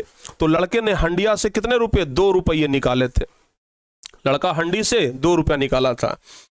इस मोहल्ले में बहुत हैं, इस मोहल्ले में बहुत लोग रहते हैं। कैसे लोग रहते हैं? तो तुच्छ लोग रहते हैं। ये बात बोली थी निर्मला, ठीक है ना। किस मोहल्ले में? बहुत तुच्छ लोग रहते हैं। आठवां नंबर, बहादुर तुमको अपनी मां की याद नहीं आती है? ऐसा कौन पूछता है? बहादुर तुमको अपनी मां की याद नहीं, तुमको अपनी मां की याद नहीं आती है, ऐसा कौन पूछता है? तो ऐसा निर्मला पूछती है। आठवां का ए ऑप्शन सही होगा। नौवां नंबर, बहादुर शीर्षक कहानी के कहानीकार कौन है? बहादुर शीर्षक कहानी के कहानीकार, तो जवाब होगा अमरकांत। नौवां का ए ऑप्शन सही होगा। अगला, जिंदगी और जोंक किसकी रचना है? जिंदगी और जोंक, तो जिंदगी और जोंक अमरकांत की रचना है। डी नंबर ऑप्शन सही होगा। जिंदगी और जोंक अमरकांत की रचना है। आगे, बहादुर का पूरा नाम बताइए। अच्छा, अगला जो क्लास होगा, अगला क्लास 1 बजे से है बाबू, ठीक है ना, ध्यान रखिएगा। अगला क्लास कितना बजे से है? 1 बजे से। तो 1 बजे से इसके आगे वाला चैप्टर पढ़ाएंगे। अच्छा, इसके अगला चैप्टर का नाम क्या है? परंपरा का मूल्यांकन है ना, रामविलास शर्मा का होगा। हाँ, परंपरा का मूल्यांकन है। तो इसके अगला चैप्टर में ना हम परंपरा का मूल्यांकन पढ़ाएंगे। इसका अगला चैप्टर पढ़ाएंगे परंपरा का मूल्यांकन, तो उसके लिए भी आप लोग तैयार रहिएगा। बहादुर का पूरा नाम क्या था? तो बहादुर का पूरा नाम था दिल बहादुर। बहादुर का पूरा नाम दिल बहादुर। आगे बढ़ते हैं, निर्मला कौन थी? निर्मला कौन थी? तो जवाब होगा कि निर्मला कहानीकार की पत्नी थी। कहानीकार की पत्नी का नाम था निर्मला।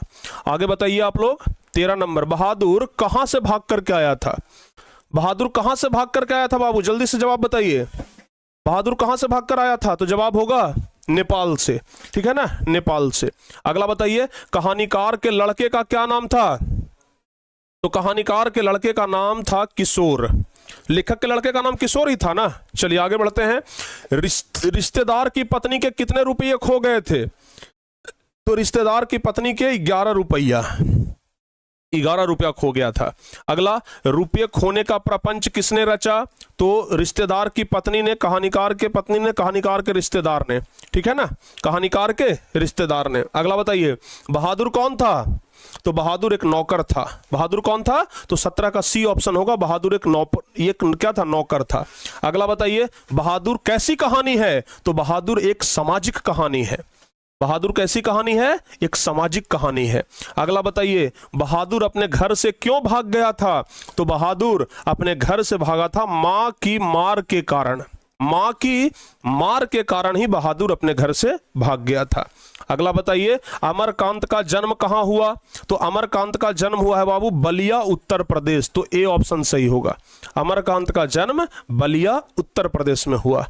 अगला, अमरकांत का जन्म कब हुआ है? अमरकांत का जन्म कब हुआ है? 21वां नंबर क्वेश्चन, तो जवाब होगा 1925 ईस्वी में। अमरकांत का जन्म हुआ है 1925 ईस्वी, याद रहेगा ना, ध्यान रखिएगा। अगला बताइए, मौत का नगर किस लेखक की कहानी संग्रह है? मौत का नगर किस लेखक की कहानी संग्रह है? तो जवाब होगा मौत का नगर, ये अमरकांत का ही कहानी संग्रह है। अगला बताइए, अमरकांत को किस कहानी लेखन के लिए पुरस्कृत किया गया है? अमरकांत को किस कहानी के लिए पुरस्कृत किया गया? तो अमरकांत को डिप्टी कलेक्टरी के लिए। किसके लिए? डिप्टी कलेक्टरी के लिए।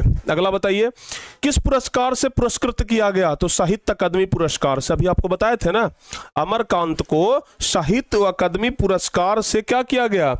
पुरस्कृत किया गया। 24 का बी ऑप्शन सही हो जाएगा।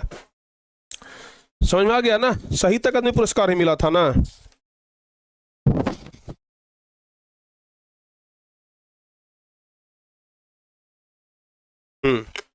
चलिए आगे बताइए, ठीक है ना, आगे बता दीजिए बाबू। 24 का बी ऑप्शन हो जाएगा। अगला नंबर 25वां, निर्मला आंखों पर क्या रख करके रोने लगी? तो निर्मला आंखों पर आंचल रख करके। 25वां का सी ऑप्शन सही हो जाएगा।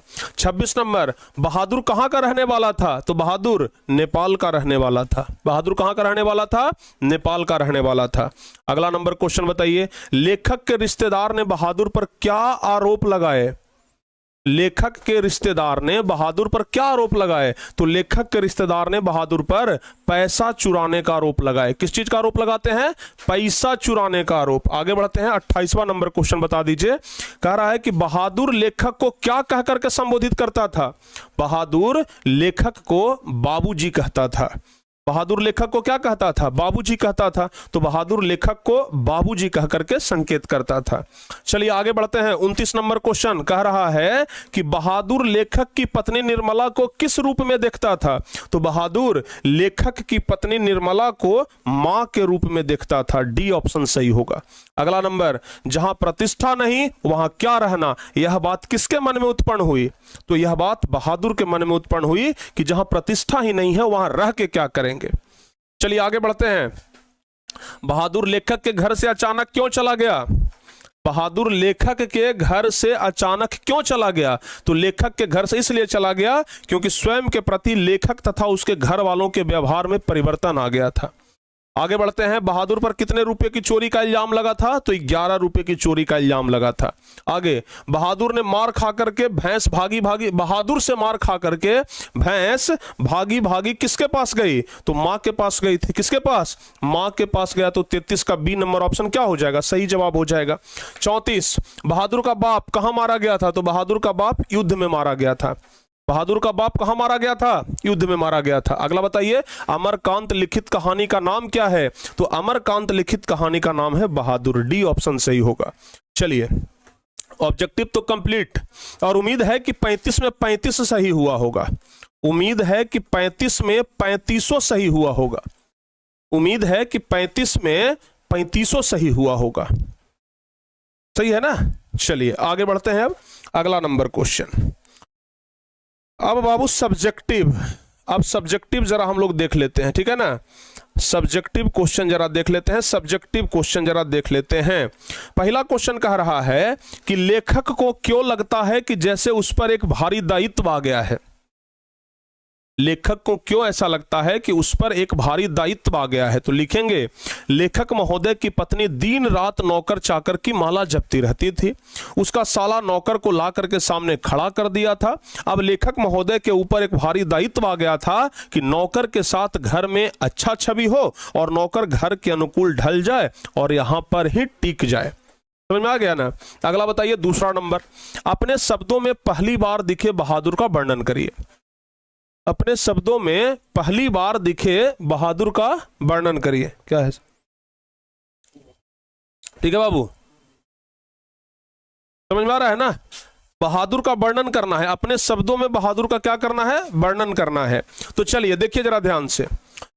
बहादुर का शरीर कैसा था? चौड़ा और कद छोटा था, गोरा रंग और मुंह चपटा था। वह उजला हाफ पैंट और सफेद कमीज, भूरे रंग का जूता और गले में रुमाल बांधे हुए रहता था। चलिए तीसरा नंबर क्वेश्चन, एकदम आसान आसान क्वेश्चन है, देख लीजिए। कह रहा है कि लेखक को क्यों लगता है कि नौकर रखना बहुत जरूरी हो गया था? लेखक को ऐसा क्यों लगता है कि नौकर रखना जरूरी हो गया था? तो लिखेंगे, लेखक महोदय के सभी भाई और रिश्तेदार ऊंचे पद पर थे, इसलिए उन लोगों के पास नौकर चाकर था। अब उनकी बहन के विवाह में सभी रिश्तेदार का मिलन हुआ तो लेखक महोदय की पत्नी नौकर को देख करके ईर्ष्यालु हो गई। उसके बाद से घर में नौकर रखने के लिए परेशान करने लगी।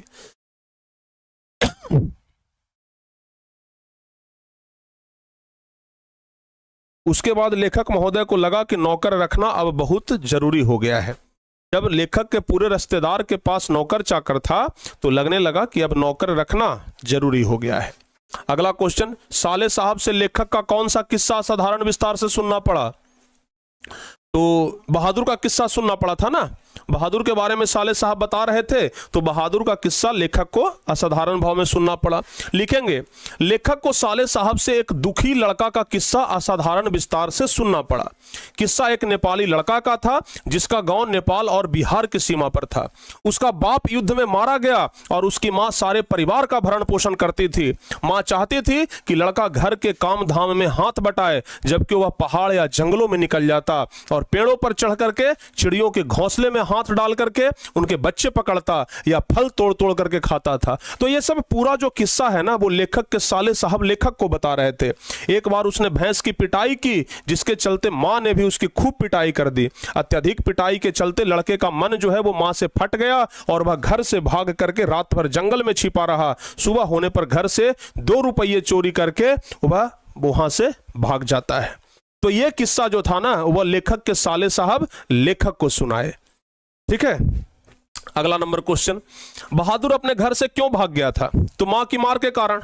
लिखेंगे कि बहादुर अपने घर से मां के मार के कारण, मां से पिटाई होने के कारण भाग गया था। तो लिखेंगे, बहादुर कभी कभी पशुओं को चराने के लिए ले जाता था। बहादुर जो था वो कभी कभी अपने पशुओं को चराने के लिए ले जाता था। एक बार उसने अपनी मां की प्यारी भैंस को बहुत मारा। मार खाने के बाद भैंस उसकी मां के पास पहुंच जाती है। मां को आभास होता है कि लड़के ने इसको काफी मारा है। मां ने भैंस की मार का काल्पनिक अनुमान करके एक डंडे से उसकी दुगनी पिटाई कर दी। लड़के का मन जो है वो मां से फट गया और वह पूरी रात जंगल में छिपा रहा। अंततः सुबह घर पहुंच करके चुपके से कुछ रुपया लिया और घर से भाग गया। चुपके से कुछ रुपया लेता है और घर से भाग जाता है। तो इसलिए घर से भाग गया था मां की पिटाई के कारण। अगला है कि बहादुर के नाम से दिल शब्द क्यों उड़ा दिया गया? विचार करिए, बहादुर के नाम से दिल शब्द क्यों उड़ा दिया गया? तो लिखेंगे कि प्रथम बार नाम पूछने में बहादुर ने अपना नाम बताया दिल बहादुर। ठीक है ना, यहां दिल शब्द अभिप्राय भावनात्मक परिवेश में है। दिल शब्द चूंकि एक भावनात्मक परिवेश है और उपदेश देने के दरमियान उन्हें यह कहा जा रहा था कि किसी के साथ भावुकता से पेश नहीं होकर के दिमाग से अधिक कार्य करना है। लेखक की पत्नी सिखा रही थी ना कि किसी के साथ ज्यादा नहीं होना है, लेखक एकदम दिमाग से काम लेना है। उदारता से दूर रह करके और मस्तिष्क से केवल अपने घर में कार्यों में लीन रहने का उपदेश दिया गया। इस प्रकार से निर्मला द्वारा उसके नाम से दिल शब्द को उड़ा दिया गया। आगे बढ़ते हैं बाबू, 7वां नंबर क्वेश्चन, व्याख्या करना है। 4 पंक्ति दिया गया है, 4 को व्याख्या करने वाला प्रश्न है और व्याख्या करने वाला प्रश्न हमेशा 5 नंबर का आता है, ये बात ध्यान रखिएगा। तो पूछा जा रहा है कि ये उसकी हंसी बड़ी कोमल और मीठी थी, जैसे फूल की पंखुड़ियां बिखर गई हो। इसका व्याख्या करिए। तो कैसे करेंगे? लिखेंगे कि प्रस्तुत पंक्ति हमारे पाठ्य पुस्तक गोधूली भाग 2 के बहादुर शीर्षक कहानी से ली गई है। इन पंक्तियों का संदर्भ बहादुर से जुड़ा हुआ है। इन पंक्तियों का जो संदर्भ है वो बहादुर से जुड़ा हुआ है। जब लेखक शाम को दफ्तर से घर आते थे और बहादुर सहज भाव से उनके पास आता था और उन्हें एक बार देख करके सिर झुका लेता था तथा धीरे धीरे मुस्कुराने लगता था। उसके होठों पर कोमलता और मिठास थी, फूलों के खिलने जैसा उसकी खिलखिलाहट थी। इस प्रकार यह जो पंक्ति है उसमें लेखक ने बहादुर के कोमल भावों, व्यवहारों, ईमानदारी, आत्मीय संबंध का सटीक वर्णन किया है। उसके निश्चल हाव भाव से प्रभावित होकर के ही लेखक ने लिखा है कि उसकी हंसी बड़ी कोमल थी और मीठी थी, लगता था फूल की पंखुड़ियां बिखरी हुई। व्याख्या करना है बाबू, तो व्याख्या थोड़ा बढ़िया से करेंगे ना। चलिए, दूसरा व्याख्या क्या कह रहा है कि पर अब बहादुर से भूल गलतियां अधिक होने लगी थी। इसका व्याख्या करना है, क्यों यह बात बोला गया कि बहादुर से भूल गलतियां अधिक होने लग गई थी। ठीक है ना, यह बात क्यों बोला गया कि बहादुर से भूल गलतियां अधिक होने लग गई थी, इसके बारे में लिखना है। तो लिखेंगे कि प्रस्तुत पंक्तियां हमारे पाठ्य पुस्तक गोधूली भाग 2 के बहादुर कहानी से ली गई है और इसके संदर्भ में बहादुर, ये जो कहानी है इसका संदर्भ बहादुर से जुड़ा हुआ है। बहादुर को लेखक का पुत्र किशोर बराबर पीटा करता था। कुछ दिन बीतने पर लेखक की पत्नी भी बहादुर को मारने डांटने लग गई थी। लेखक को ऐसा विश्वास था कि हो सकता है घर में मार खाने, गाली सुनने के कारण बहादुर दुखी होकर के रहने लगा था। और इसी कारण उससे कई भूलें हो जाती होंगी। इन पंक्तियों का मूल आशय यह है कि लेखक की मानसिकता भी दो तरह की थी। लेखक की मानसिकता भी अब दो तरह का हो गया था। वो भी सबल की आलोचना नहीं कर पाते थे। यानी लेखक अपने बारे में खुद कह रहे हैं कि भाई हम भी अब आलोचना नहीं कर पाते थे, हमारा भी मानसिकता बदल गया था।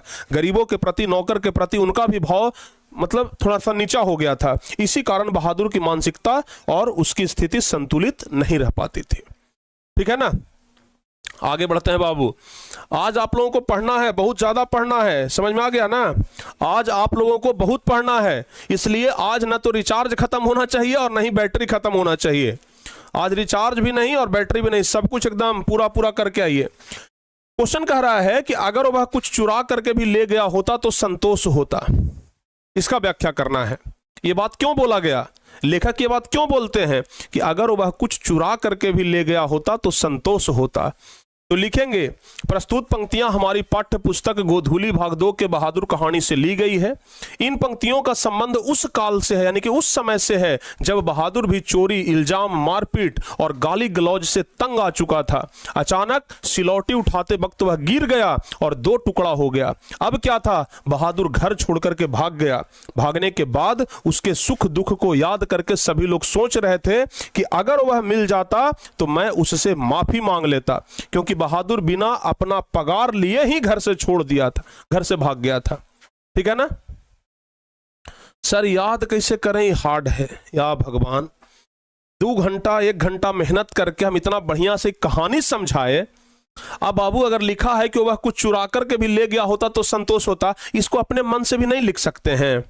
बताइए, ठीक है मान लिया जाए कि हम जो लिखे हैं सेम टू सेम आपसे नहीं लिखाएगा, अपने मन से तो लिखा जाएगा ना कि बात क्यों बोला गया। इतना बढ़िया से कहानी बता दिए, इतना बढ़िया से ये पूरा कहानी समझा दिए, उसके बाद भी अगर आपको दिक्कत होता है तो फिर सोचने वाली बात है बाबू। ठीक है ना, उसके बाद दिक्कत नहीं होनी चाहिए। ठीक है ना बाबू, ये अपने मन से लिखने का चीज है। ठीक है, याद रखिएगा। तो लिखेंगे कि उनके घर में बहादुर को मारपीट और गाली गलौज से तंग आ चुका था। अचानक सिलौटी उठाते वक्त गिर गया और फिर वह घर छोड़ करके भाग गया। और सब लोग सुख दुख को याद करके सोच रहे थे कि अगर वह मिल जाता तो उससे माफी मांग लेता, क्योंकि बहादुर बिना अपना पगार लिए ही घर को छोड़ दिया था। इसलिए सब लोग यही सोचते हैं कि अगर वह कुछ चुरा करके भी ले गया होता तो हम लोगों को संतोष होता, लेकिन वह तो हम लोगों का क्या अपना भी सब सामान छोड़ दिया था। तो बस यही सब तो लिखना है, बताइए ना। चलो बाबू, अब ये लास्ट व्याख्या है, अंतिम व्याख्या है। और चूंकि व्याख्या 5 नंबर का आता है इसलिए थोड़ा सा बड़ा लिखना पड़ता है। हम चाहते तो इसको छोटा भी लिख देते, लेकिन चूंकि 5 नंबर का आता है तो इसलिए बाबू बड़ा लिखना हमारी मजबूरी है। ठीक है ना, बड़ा नहीं लिखेंगे तो नंबर आपको कम देगा। 5 नंबर का है तो थोड़ा सा तो 5 नंबर के जैसा लिखना पड़ेगा ना। चलिए, कह रहा है कि यदि मैं ना मारता तो शायद वह ना जाता। इस पंक्ति का व्याख्या करिए। यदि मैं ना मारता तो शायद वह नहीं जाता। इस पंक्ति का व्याख्या करना है। ठीक है ना। तो लिखेंगे, प्रस्तुत पंक्तियां हमारी पाठ्य पुस्तक गोधूली भाग 2 के बहादुर कहानी पाठ से ली गई है। यह पंक्ति बहादुर से संबंधित है। लेखक बहादुर के भाग जाने पर अफसोस करते हैं और कहते हैं कि अगर मैं उसे नहीं मारता तो शायद वह नहीं भागता। ऐसा मेरा विश्वास है। लेखक को अपने आप पर, अपने द्वारा किए गए अमानवीय व्यवहार पर खेद होता है। ठीक है ना। हाँ, तो ऐसा करिए ना, अगर इसको ना हम यहीं तक भी छोड़ देना तो काम हो जाएगा। इसको मत लिखिए। ठीक है ना, यहां तक भी अगर छोड़ देना तो इसका काम हो सकता है, सिर्फ ये वाले व्याख्या का। ठीक है ना, सिर्फ ये वाला व्याख्या का अगर लिख देते हैं तो अच्छी बात है, और अगर यहां तक भी लिख देना तो काम हो जाएगा। ठीक है, क्योंकि यहां तक भर में भी अर्थ आराम से निकल करके आ जा रहा है, तो सिर्फ यहां तक भी लिखेंगे तो आराम से काम हो जाएगा। चलिए आगे बढ़ते हैं। अगला नंबर क्वेश्चन है कि काम धाम के बाद रात को अपने बिस्तर पर गए बहादुर का लेखक किन शब्दों में चित्रण करता है। यानी काम धाम के बाद जब रात को बहादुर अपने बिस्तर पे जाता है तो कैसे रहता है, क्या करता है, यही लिखना है। तो लिखेंगे कि रात को काम धाम करने के बाद वह भीतर के बरामदे में एक टूटी हुई बसखट पर अपना बिस्तर बिछाता था। बहादुर रात को क्या करता था, ये ना लिखना है। तो लिखेंगे कि बहादुर रात को एक बिस्तर बिछाता था, फिर एक टोपी निकालता था, टोपी को पहन लेता था, फिर आईना में देख करके खूब हंस के खिलखिलाता था, फिर अपने जेब से कुछ ताश के पत्ते निकालता था, कुछ गोलियां निकालता था, उसके साथ खेलता था और फिर वह सो जाता था। तो बस इसी को यहां पर लिख देना है। ठीक है ना। ठीक है, लिखेंगे कि वह बिस्तरे पर बैठ जाता था और अपनी जेब में से कपड़े की एक गोल सी नेपाली टोपी निकाल करके पहन लेता था, जो बाईं ओर काफी झुकी रहती थी। फिर वह छोटा सा आईना निकाल करके बंदर की तरह उसमें अपना मुंह देखता था। वह बहुत ही प्रसन्न नजर आता था। इसके बाद कुछ और भी चीजें जेब से निकाल करके बिस्तर पर खेलता था, गीत गाता था, पुरानी यादों में खो जाता था। इससे उसके बाल मन की स्वाभाविकता की झलक मिलती है। उसके अंतःकरण में निहित विरह का भाव गीत में मुखरित होता है। उसके माध्यम से लेखक ने बाल सुलभ मनोदशा, स्वच्छंदता के आनंद की स्मृति का चित्रण किया है। 8वां नंबर हो गया। 9वां नंबर क्वेश्चन कह रहा है कि बहादुर के आने से लेखक के घर और परिवार के सदस्यों पर कैसा प्रभाव पड़ा। बहादुर के आने से लेखक के परिवार पर, लेखक के घर के सदस्यों पर कैसा प्रभाव पड़ा। तो लिखेंगे हम लोग कि बहादुर के आने से घर के सदस्यों को आराम मिल रहा था। घर खूब साफ और चिकना रहता था। सभी कपड़े चमचमकते रहते थे। निर्मला की तबीयत काफी सुधर गई थी। अब परिवार का कोई सदस्य एक भी काम स्वयं नहीं करता था। सभी बहादुर को आवाज देकर के काम बताता था और उस काम को वह पूरा करता था। सभी रात में पहले ही सो जाते थे और सवेरे 8 बजे से पहले न उठते थे, लेकिन बहादुर घर का पूरा काम करता था। ठीक है ना। चलिए अगला नंबर क्वेश्चन कह रहा है किन कारणों से बहादुर ने एक दिन लेखक का घर छोड़ दिया। किन कारण से बहादुर का घर एक दिन छोड़ दिया। तो लिखेंगे हम लोग कि कौन से कारण से। तो लेखक के घर में प्रारंभ में बहादुर को अच्छा से रखा गया। लिखेंगे कि शुरुआत में तो लेखक के घर में बहादुर को अच्छा से रखा गया।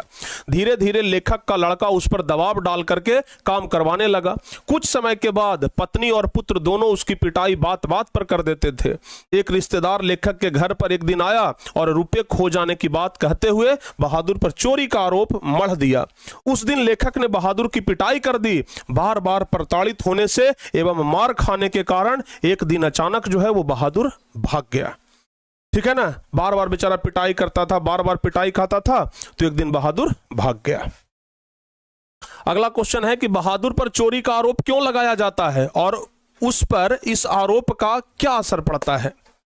बार बार बहादुर पर चोरी का आरोप क्यों लगाया जाता है और बहादुर पर इसका क्या असर पड़ता है।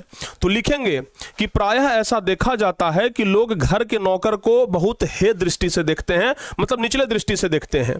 किसी मामले में उसे दोषी मान लेना आसान लगता है।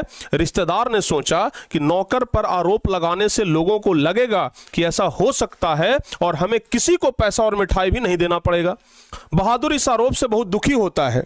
उसके अंतरात्मा पर गहरी चोट लगती है। उस दिन से वह उदास रहने लगता है। उस घटना के बाद से उसे अधिक फटकार का सामना करना पड़ता है। उसे काम में मन भी नहीं लगता है। अगर आप किसी घर में जाएं और किसी घर में आप मन से काम करें, उसके बाद भी अगर आपको फटकार सुनने के लिए मिले तो भाई मन से काम करिएगा, नहीं करिएगा। और वही बात हो रहा था बहादुर के साथ। अगला क्वेश्चन है कि घर पर आए रिश्तेदार ने कैसा प्रपंच रचा और उसका क्या परिणाम निकला। जो घर पर रिश्तेदार आए थे वो क्या प्रपंच रच दिए। तो लिखेंगे हम लोग कि लेखक के घर आए रिश्तेदारों ने अपनी झूठी प्रतिष्ठा कायम करने के लिए रुपया चोरी का प्रपंच रचा। उनका कहना था कि मैं बच्चों के लिए मिठाई नहीं ला सका, इसलिए मिठाई मंगाने के लिए कुछ रुपया निकाल करके यहां रखा था, लेकिन बाद में हम लोग उलझे हुए रहे। इसी दरमियान रुपये की चोरी हो गई। उन्होंने बहादुर पर इस चोरी का दोषारोपण किया। इस आरोप से बहादुर को पिटाई लगी। उस दिन से लोग उसे हमेशा फटकार लगाने लगे। तब से वह उदास रह करके काम करता था। अंततः एक दिन वह घर से अचानक चला गया। प्रपंच रचा, उसके रिश्तेदार आए और प्रपंच रच दिए भाई। ठीक है ना। रुपया चोरी का इल्जाम बहादुर पर झूठा लग गया। फिर बेचारा बहादुर जो है उसी दिन के बाद छोड़ करके चला गया। 13 नंबर क्वेश्चन कह रहा है कि बहादुर के चले जाने पर सबको पछतावा क्यों होता है। बहादुर जब चला गया घर छोड़ करके तो फिर सबको पछतावा क्यों होता है। ठीक है ना। तो लिखेंगे कि बहादुर के चले जाने पर सबको पछतावा होता है क्योंकि बहादुर घर के सभी कार्य को कुशलतापूर्वक करता था। घर के सभी सदस्य को आराम मिलता था। किसी भी कार्य हेतु हर सदस्य बहादुर को पुकारते रहते थे। वह घर के कार्य से सभी को मुक्त रखता था। साथ रहते रहते सबसे हिलमिल गया था। डांट फटकार के बावजूद काम करते रहता था। यही सब कारण था कि उसके चले जाने पर सबको पछतावा होता है। ठीक है ना। चूंकि वो घर का सारा काम करता था, किसी को एक छोटा सा काम भी नहीं करने देता था। पूरा दायित्व अपने ऊपर उठाए हुए था, और यही कारण है कि जब वो चला जाता है तो सबको भारी अफसोस होता है। ठीक है ना। अगला नंबर क्वेश्चन है कि बहादुर किशोर निर्मला और कथावाचक का चरित्र चित्रण करें। ये तो बहुत बड़ा क्वेश्चन है जी, इसका जवाब भी बड़ा होगा। पहले बहादुर के बारे में बताइए, फिर किशोर के बारे में बताइए, फिर निर्मला के बारे में बताइए, और फिर लेखक के बारे में बताइए। तो लिखेंगे कि पहले बहादुर के बारे में कि बहादुर लेखक महोदय का नौकर था। वो भाई एक नेपाली लड़का था, उसके पिता का देहावसान युद्ध में हो गया था, यानी कि युद्ध में मृत्यु हो गया था। माताजी घर चलाती थी। एक दिन मां ने बहादुर को बहुत मारा। बहादुर घर छोड़ करके भाग गया और लेखक महोदय ने यहाँ नौकरी करने लगा। लेखक महोदय के यहाँ बहादुर नौकरी करने लगता है। तो ये बहादुर का हो गया परिचय। दूसरा है किशोर। तो किशोर लेखक महोदय का बेटा है, यानी कि लड़का है, जो अपना सारा काम बहादुर से ही करवाता था। धीरे धीरे बहादुर पर हाथ भी छोड़ने लगा। बहादुर के घर छोड़कर भागने में किशोर का बर्ताव अधिक कारगर हुआ, यानी कि कहीं ना कहीं किशोर के ही बर्ताव के कारण जो वो बहादुर था वो घर छोड़ करके भाग गया था। अगला क्वेश्चन है कि निर्मला का चित्रण करिए। तो जो निर्मला है वो लेखक महोदय की पत्नी है, जिसे नौकर रखने का बहुत शौक था। पहले पहल बहादुर के आने पर काफी लाड प्यार दिया, लेकिन धीरे धीरे व्यवहार बदलने लगा, यहां तक कि उसे मारने भी लगी। परिणाम यह हुआ कि बहादुर भाग गया, और बहादुर के भाग जाने पर काफी वह विलाप करती है, फिर उसे काफी अफसोस होता है। चलिए लास्ट में कथावाचक के बारे में बताना है। तो लिखेंगे कि कथावाचक लेखक महोदय का साला है। कथावाचक कौन है? लेखक महोदय का साला है, जो बहादुर के बारे में पूरी कहानी असाधारण विस्तार से सुनाता है। बहादुर को लेकर के कथावाचक ही आता है, वह अपनी बहन की नौकर रखने की इच्छा भी पूरा करता है। ठीक है ना। तो कथावाचक, यानी कि कथावाचक कौन है? कथावाचक लेखक महोदय का साला है। ठीक है ना, जो कि कथा कहता है और अंत में नौकर का भी इच्छा जो है वो वही पूरा करता है। चलिए 15 नंबर क्वेश्चन बाबू। 15, 16, 17 तीन को क्वेश्चन और है। ठीक है ना, 3 वो क्वेश्चन बाबू और बचा है।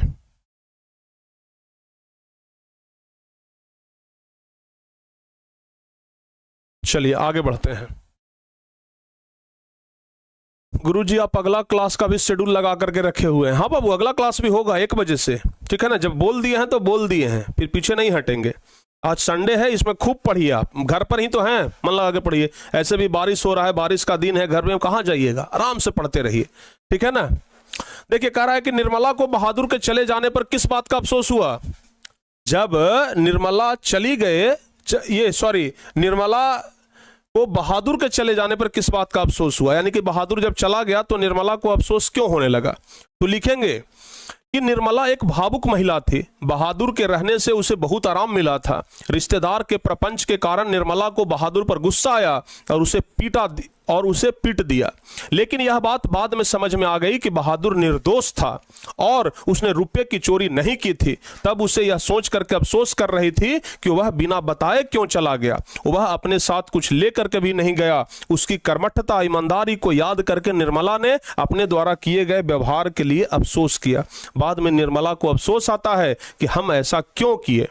हमारे करने के बाद भी, हमारे मारने के बाद ही वो तो यहां से गया। ठीक है ना। चलिए आगे बढ़ते हैं।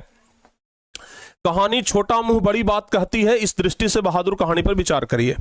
कह रहा है कि कहानी जो है वो छोटा मुंह बड़ी बात कहती है, इस दृष्टि से बहादुर कहानी पर विचार करिए। तो लिखेंगे कि बहादुर कहानी में सबसे बड़ी बात तो यह होती है कि एक दिन बहादुर बिना कुछ कहे और बिना सामान लिए भाग गया। यह घटना तो छोटी थी लेकिन बहुत बड़ी बड़ी बात कह गई। सभी को अपने व्यवहार पर पछतावा होने लगा। हर आदमी अपने आप को नीचा अनुभव करने लगा। किशोर बहादुर के मिलने पर उससे माफी मांगने को भी तैयार था। किशोर जो था वो माफी मांगने के लिए भी तैयार था कि हम भाई माफी भी मांग लेंगे। ठीक है ना। लेकिन अब तो बहादुर चला गया था, वो दोबारा लौट करके थोड़े ना आता। ठीक है। और सबसे लास्ट क्वेश्चन यही वाला है कि कहानी के शीर्षक की सार्थकता स्पष्ट करिए। लेखक ने इसका शीर्षक नौकर क्यों नहीं रखा? लेखक अगर चाहते तो इस कहानी का शीर्षक नौकर भी ये रख सकते थे, लेकिन नौकर ना रख करके नौकर का नाम जो था बहादुर, कहानी का नाम वो बहादुर रखते हैं। ऐसा क्यों? तो लिखेंगे एक लड़का पूछ रहा है कौन सर? किशोर कौन था? किशोर लेखक का बेटा था बाबू। ठीक है ना। सर मोबाइल आवेशित नहीं है। अच्छा, तो मोबाइल आवेशित नहीं है तो उसको आवेशित कर दीजिए। ठीक है ना। चलिए कहानी के शीर्षक की सार्थकता स्पष्ट करनी है। लिखेंगे कि प्रस्तुत कहानी में एक बालक का चित्रण किया गया है। बालक जो लेखक के घर में नौकर का काम करता है, ठीक है ना। कहानी का मुख्य पात्र है, वह मां से मार खाने के बाद घर से भाग गया था। उसके बाद लेखक के घर काम करने के लिए रखा जाता है। यहाँ उसके नौकर के रूप में चित्रण के साथ साथ उसके बाल सुलभ मनोभाव का चित्रण भी किया गया है। प्रताड़ना, झूठा आरोप उसे पसंद नहीं था। बहादुर को यह सब पसंद नहीं था। लेखक के पूरे परिवार पर अपने अच्छे छवि का चित्र अंकित कर जाता है। बहादुर जाता तो जरूर है, लेकिन पूरे परिवार पर अपने अच्छे छवि का चित्र बना करके जाता है। ऐसे में बहादुर ही इसका नायक कहा जा सकता है। इस कहानी के केंद्र में बहादुर है। इस कहानी के केंद्र में बहादुर है, अतः यह शीर्षक सार्थक है। इसमें बालक को केवल नौकर की भूमिका में नहीं रखा गया है। बालक को केवल नौकर की भूमिका में नहीं रखा गया है, बल्कि उसमें विद्यमान अन्य गुणों की चर्चा भी की गई है, इसलिए नौकर शीर्षक नहीं रखा गया। भाई यहां पर नौकर कहना भी उचित नहीं है, क्योंकि बहादुर जिस तरीके का लड़का था उसे बहादुर ही कहना चाहिए, ठीक है ना। तो कुल मिलाकर के ये आपका पूरा बाबू चैप्टर है। और सबसे अंतिम वाला जो है ना, सबसे अंतिम प्रश्न है इस कहानी का सारांश। तो सारांश कहने का मतलब होता है कि कहानी को शॉर्टकट में बताना, ठीक है ना। तो बाबू हम इस कहानी को ना शॉर्टकट में बता दिए और कहानी का सारांश हम लिख दिए हैं, ठीक है। ये आपको नोट्स में मिल जाएगा। कहानी का सारांश हम लिख दिए हैं, ठीक है ना। 3 स्लाइड में 4 स्लाइड में तो खत्म हो गया है। तो कहानी का सारांश हम लिख दिए हैं। ऐसे आप लोग चाहें तो अपने मन से भी कहानी का सारांश लिख सकते हैं, ठीक है। अपने मन से भी कहानी का सारांश लिख सकते हैं। तो चलिए, आपका ये जो बहादुर चैप्टर था बाबू, ये क्या हो गया, समाप्त हो गया। बहादुर चैप्टर भी अब क्या हो गया, समाप्त हो गया। द एंड हो गया प्यारे बच्चे। बहादुर चैप्टर भी पूरा समाप्त हो गया। अब 1 बजे से आपका चलेगा परंपरा का मूल्यांकन, तो उसके लिए तैयार रहिएगा, ठीक है ना। हाँ, तो चलो बाबू, ये चैप्टर आपको कैसा लगा कमेंट करके नीचे जरूर बताइएगा। ये चैप्टर आपको कैसा लगा आप लोग हमें कमेंट करके जरूर बताइएगा, ठीक है ना। ये चैप्टर कैसा लगा कमेंट करके जरूर बताइएगा, और फिर बाद में आपके साथ जुड़ेंगे और फिर प्यारे बच्चों इसी तरीके से आपको अगला चैप्टर पढ़ाएंगे, ठीक है ना। तो कमेंट करके जरूर बताइएगा कि ये कहानी आपको कैसा लगा, ये चैप्टर आपको कैसा लगा, अच्छा लगा कि नहीं, और हमारा पढ़ाने का अंदाज कैसा लगा ये वाला चैप्टर। तो जरूर आप लोग कमेंट करके बताइएगा। तो बाकी फिर प्यारे बच्चों मिलते हैं आपसे अगली क्लास में। तब तक के लिए जय हिंद, धन्यवाद।